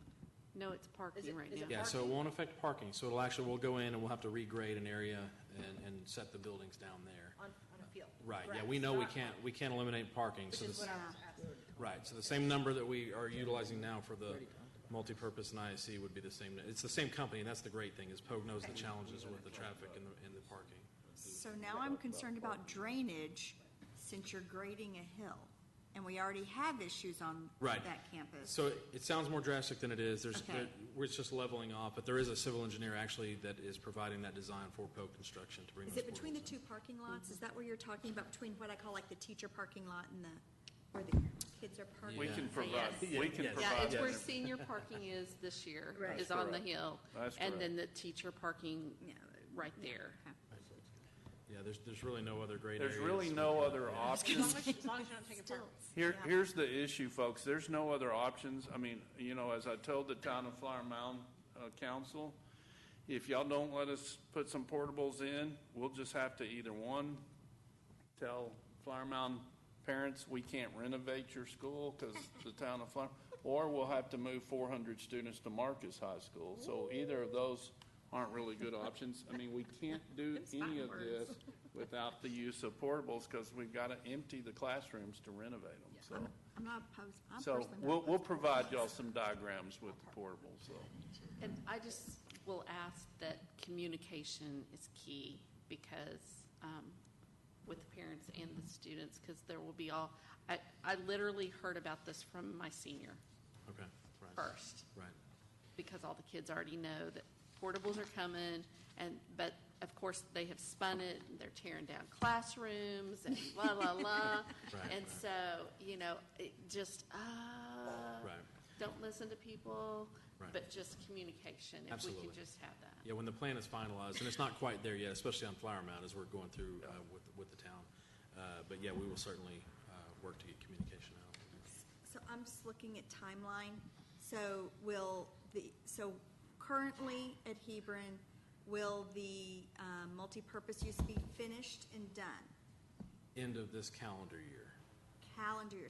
Right, so So there will be we're some going to overlap. be doing renovation Right. and still have that going on all at the same time. Yes, right. And you promised me there's going to be parking. Yes, that POG has committed to keeping the same parking spaces that they're using now. And that's the beauty of not having another contractor come out and put their trailer and Right. their staging and everything. So they know, they're coordinating the effort between the two projects. I look forward to the stilts. Yeah. Is there any further questions on this, Ms. Cox? And Yeah, can I ask all of them, or? Yeah, just go ahead. So, I have a question in regards to the portals. I get it, I don't like them, but I get it, I understand. So, what are we doing with Mr. Garrett's team to address safety and security? Because I'm real concerned about that, being a 2-year project. Absolutely. So we've been actually working with Matt and his team for the plan of the portables. We've talked about access control and how we get back into the main building. There's been many conversations about, restrooms. Do we need a restroom building? Do we not? We're not going the direction of having restrooms. The students will go back into the main campus where the security is better, the visibility is better. So, Matt, I don't know if there's anything else you want to add on your end. We've spoken about fencing, perimeter fencing, lighting, access control, and then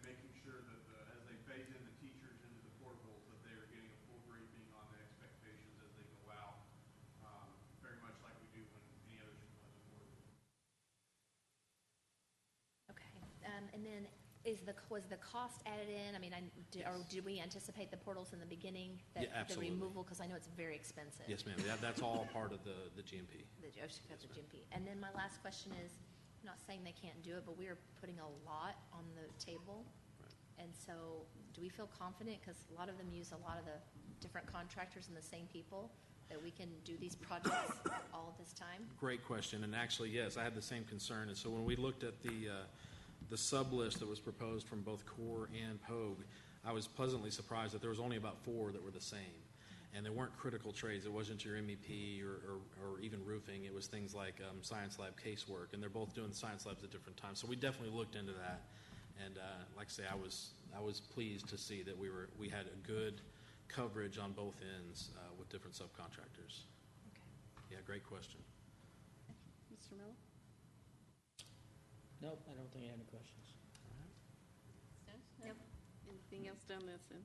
Okay, moving on. All right. Thank you very much.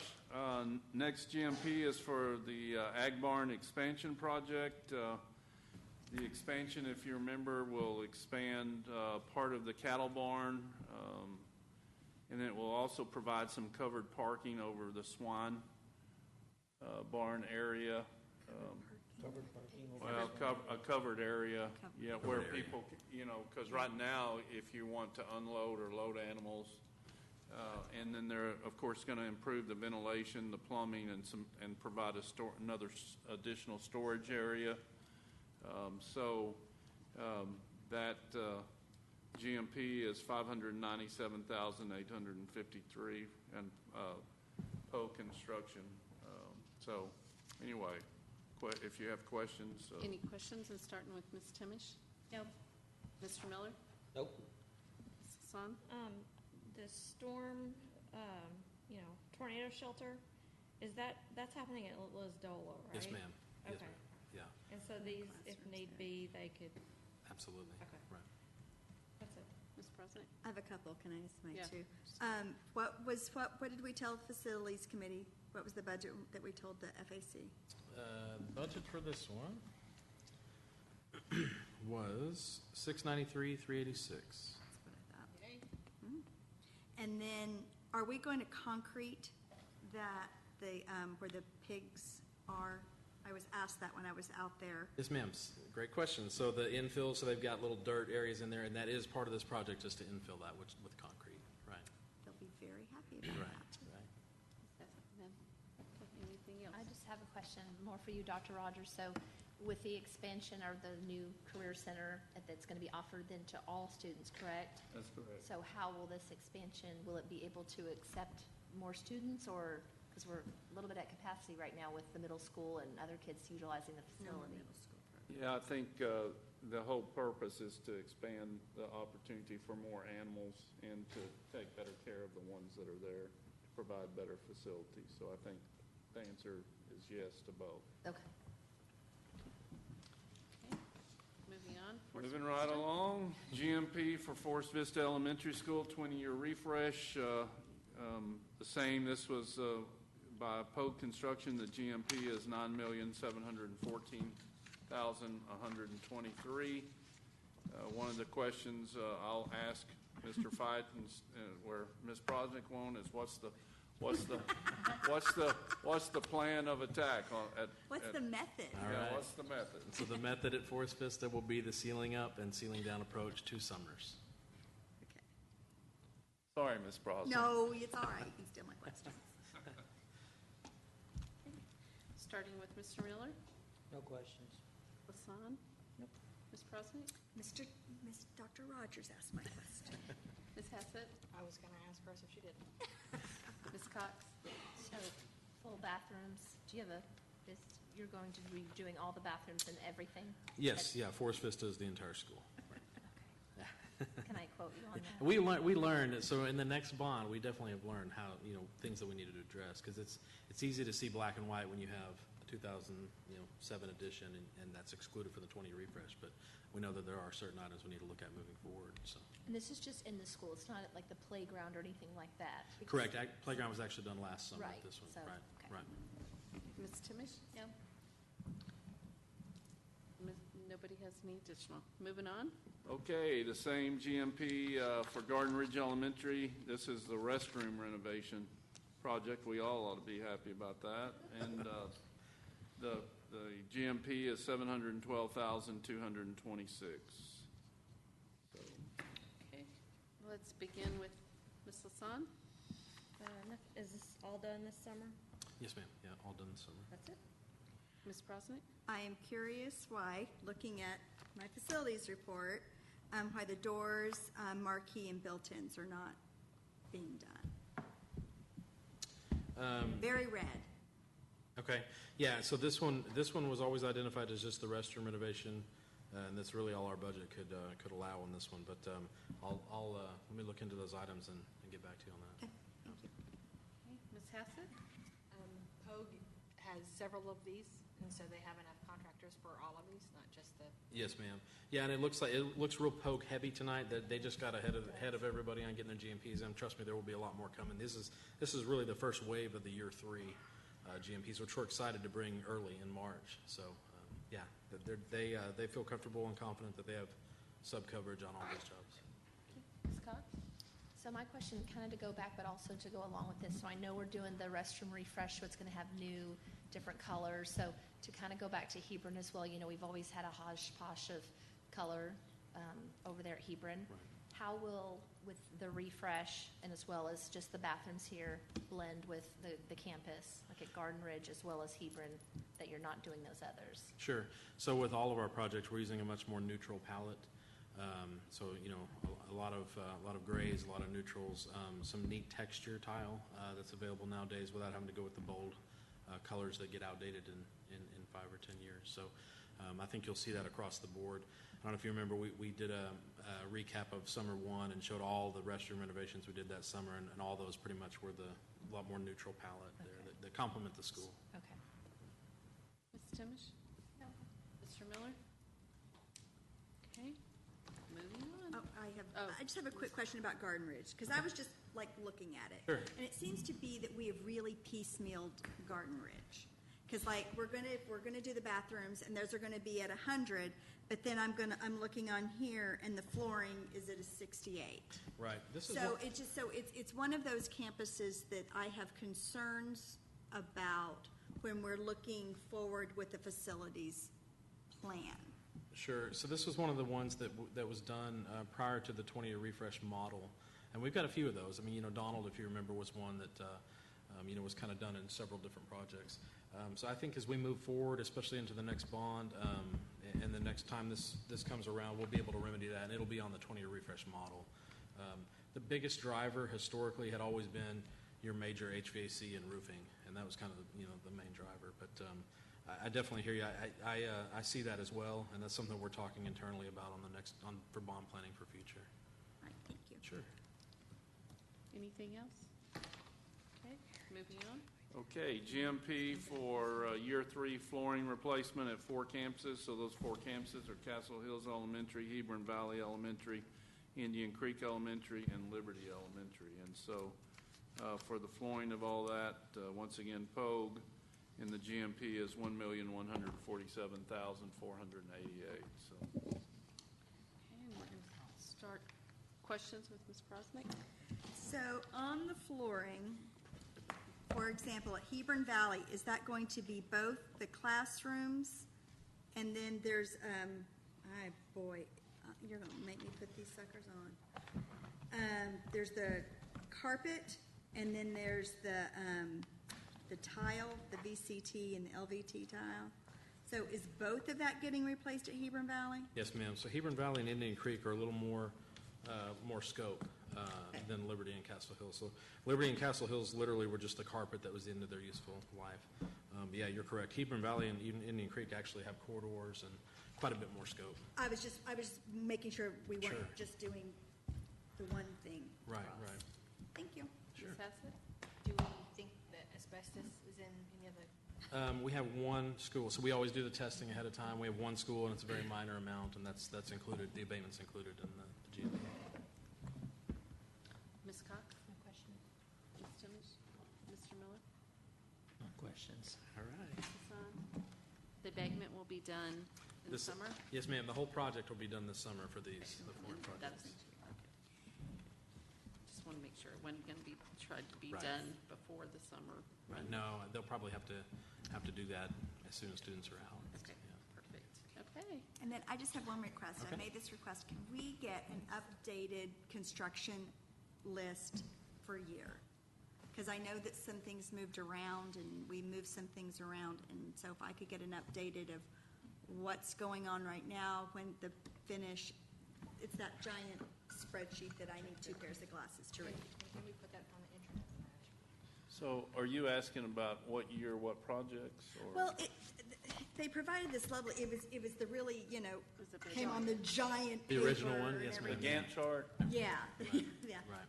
That would be, if we could get it on the internet, I'd love that. You don't have to do a giant thing where I wear 2 pairs of glasses. I would just like to be able to see exactly what it is, because I won't lie, I've had people ask me things and I go, I don't know if that's going on right now. And it probably is, or isn't. Okay, we'll look at that and try to figure out how to I'm fine with that. I just. Or we get monthly minimize. updates. Okay, thank you, sir. So, Mr. Colbeck, quickly tell us about internet content filter and year 3 program. Sure. I'm going to invite Chris Langford and Dana Sons up in case you all have some questions, but this should be pretty straightforward. So the first topic is our internet filtering system. That system is approaching 6 years old, and in the interest of needing to replace that, we ended up putting out an RFI to really learn what's the landscape around that technology. So on a positive note, through that process, it helped us identify requirements that we put into an RFP. So we're working with procurements and contracts right now on an RFP. Our plan is to bring a recommendation forward to the board to replace our current filtering hardware. Sounds good. Okay, let's start questions. Ms. Hassett? What is the filtering hardware called now? It's Content Keeper. So our current filtering solution is Content Keeper. So the servers, now we've added obviously functionality as that product has provided support, but we're aging out on that equipment. And certainly this is a big decision for us because we key off of that data for a lot of different components. So we're trying to be very thorough in looking at what's available and what we believe will work for us. Are we adding more functionality based on the things that we started collecting within the? I would say we're not adding additional functionality. I think what we're trying to do is make sure we're not losing any functionality. Is that fair to say, Chris? Isn't this simply, you've got, Content Keeper has 2 elements. One, there's an apparatus or some type of device that stores information, and the other is a piece of software. And this is really, the hardware is getting outdated? It would be the hardware, obviously they don't want to support the OS. stuff as it starts aging out. Software updates, ongoing support on the software itself. And there's other pieces. There's obviously servers in that array. There's reporting hardware, et cetera. This would give us the ability to implement some features that we are not using right now, like some application control and some other things that we don't take advantage of because of the age of our hardware. Okay, great. Okay, Ms. Cox? Is 6 years a typical age window, or? I think we're getting, I would say no. For something as critical as this, I would say about 5. Okay. But we also felt like capacity-wise, we were able to get support on it the extra year. And I've shared with the board before, we're trying to get the most out of our IT investment. So we're getting that extra year out, but that service agreement ends June 30th, so we got to be in position to replace this. Okay, so you're saying just so I understand, it could be something else. You're taking. It could be. We're in the procurement Okay. process at this point. All right. Ms. Timish? Mr. Miller? Ms. Hassan? Any other questions or comments? Okay, move on. All right, the next item is for our year 3 program-specific computers, which essentially are Windows computers. So if you recall in the 2017 bond program, we had that broken down into what we would call our instructional computers tied to a 1-to-1, and then also our program-specific, which had computers that you use in the career centers for your business ed labs, things that might be our shared devices as well. We have a lot of MacBook carts, et cetera. But what we're planning on bringing forward is just the devices that we know a program supports or is needed to support a program. So for example, if it's a career and tech ed program and it's obviously a Windows device, we're going to bring those forward for anything that's 5 years old. The other items that are like on our shared carts, that we're going to bring forward later as we work through the Technology Advisory Council. We're also working with Learning and Teaching, developing technology standards. So we have several different groups trying to come up with right-sizing all of this stuff that's shared. That's not what this is. This is clearly, this is going to be a Windows device. We're going to use it for instruction next year. That standard's not changing, but it needs to be replaced. So we're finalizing our numbers. We're going to work with procurement and contracts to do an RFQ on that and bring a recommendation forward to replace just the Windows devices. Ms. Cox, do you have any questions? Just two real quick. Do you know how many devices those are? Dana, do you have? We are in the middle of an audit. We're finishing up the audit currently, so we want to make sure that we have the correct number of devices that we're replacing. So looking at the programs and, say, counselors or those that use Windows devices, just making sure that we have the correct count. Could we get that number when you have it available? Yes, sure. I would Absolutely. appreciate that. We'll put it. We'll make sure it's in the next board item as well. Okay. But, yeah. And then will there be recycling options for the old equipment? Well, there will be. In the board does have a recycler, I guess, an asset disposal company already approved. Now on this stuff, it just does not have the value. So how that actually works is we get charged, or we end up getting a certain percentage of what's sold, and I mean, we don't. Hey, $10 is $10. We don't get much, but we will Yeah, anything that's we'll got take anything. value, we will get that through that disposal contract. Ms. Timish? Mr. Miller? Thanks, Brian. Nothing? No. Okay. Ms. Hassan? Nope. Ms. Prosnick? I do have a question. On the audit, are we making sure that none of these units are being duplicated with an Apple product?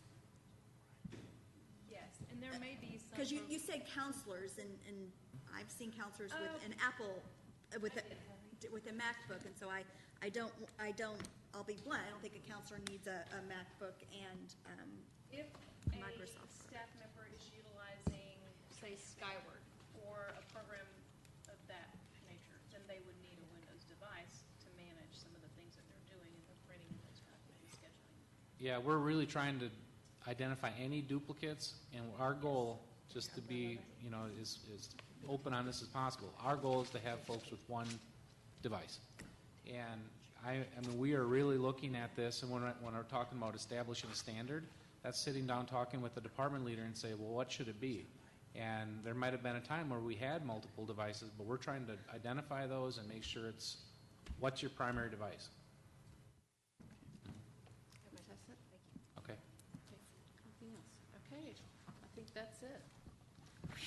If there is no further thank you. business, this meeting is adjourned, 9:26. Thank you all. Thank you. Thank you. Lots going on. Oh, man. Hey, Dana, Chris.